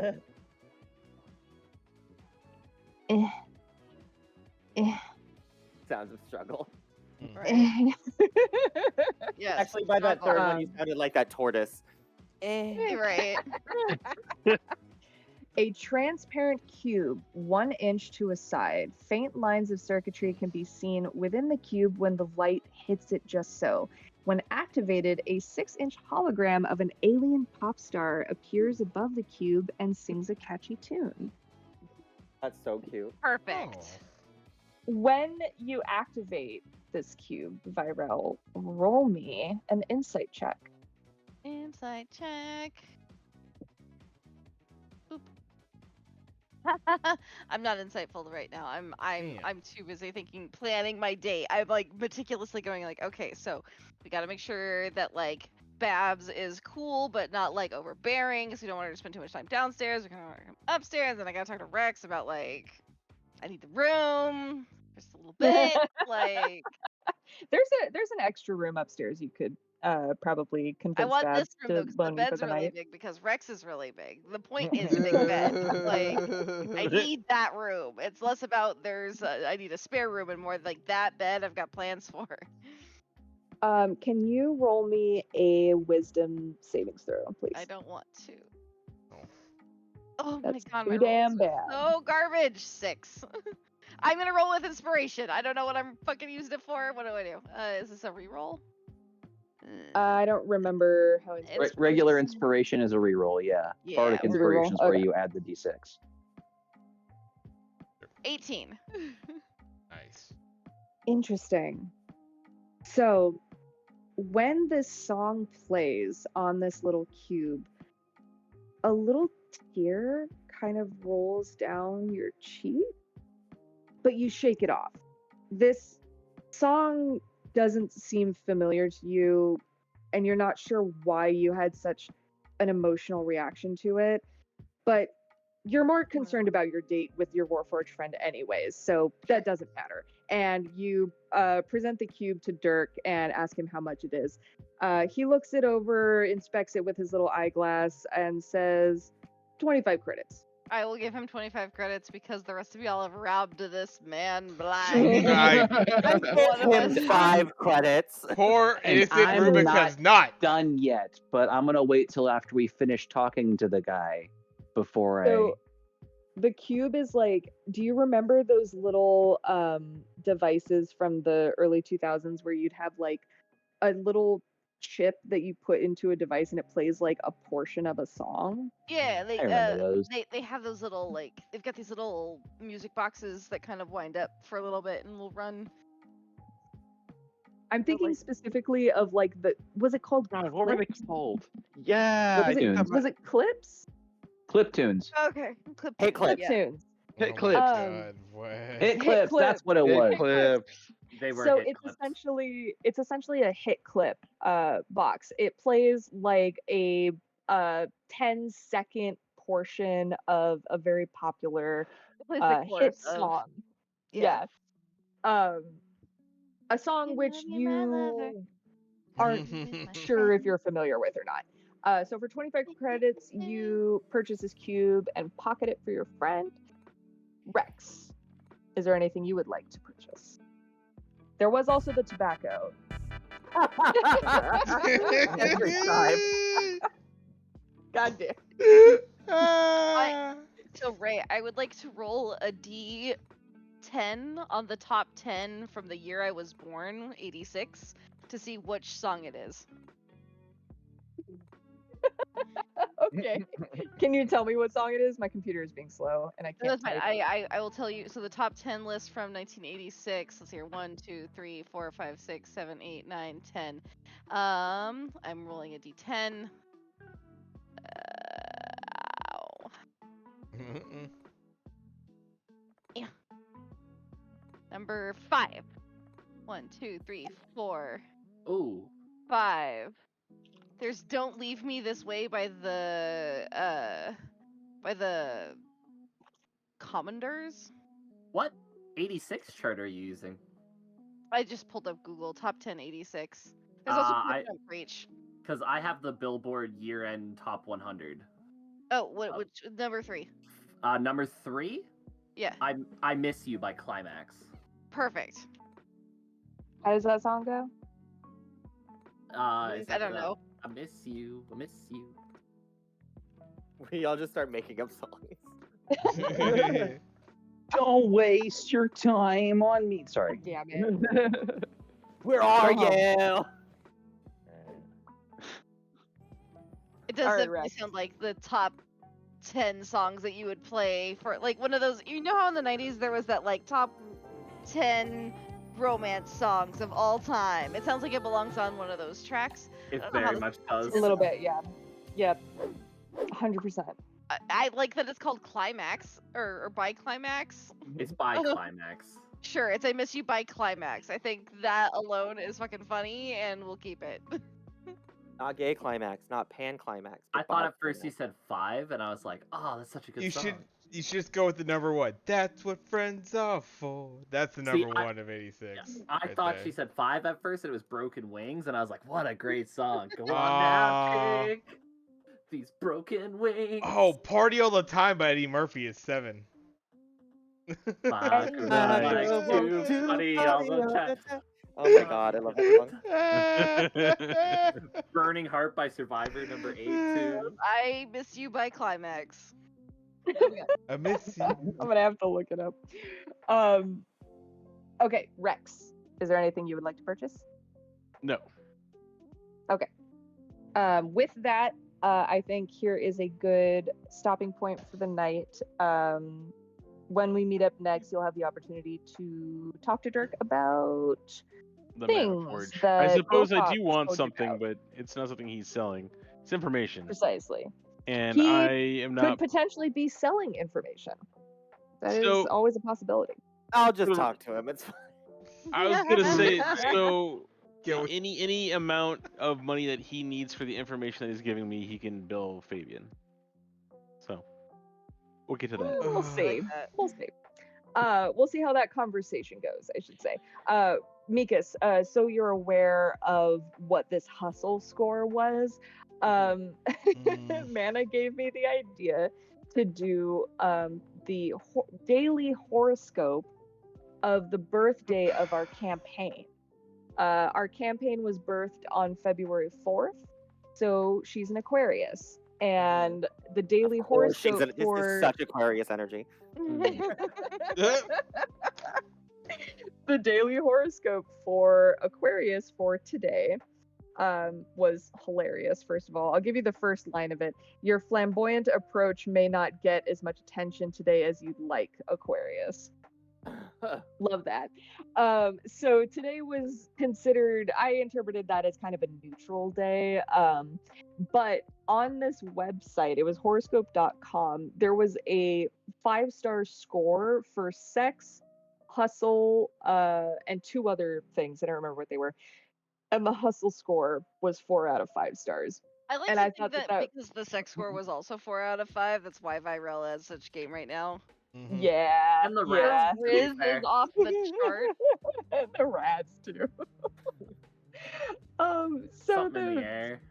So I was like, we got to use the hustle score for something, and it just so happens that y'all decided to hustle the fucking pawn shop Hey. owner. So I will Right. say Nice. that the hustle score was the one and only thing influencing your advantage rolls in persuading this guy. There will be a different score come next game.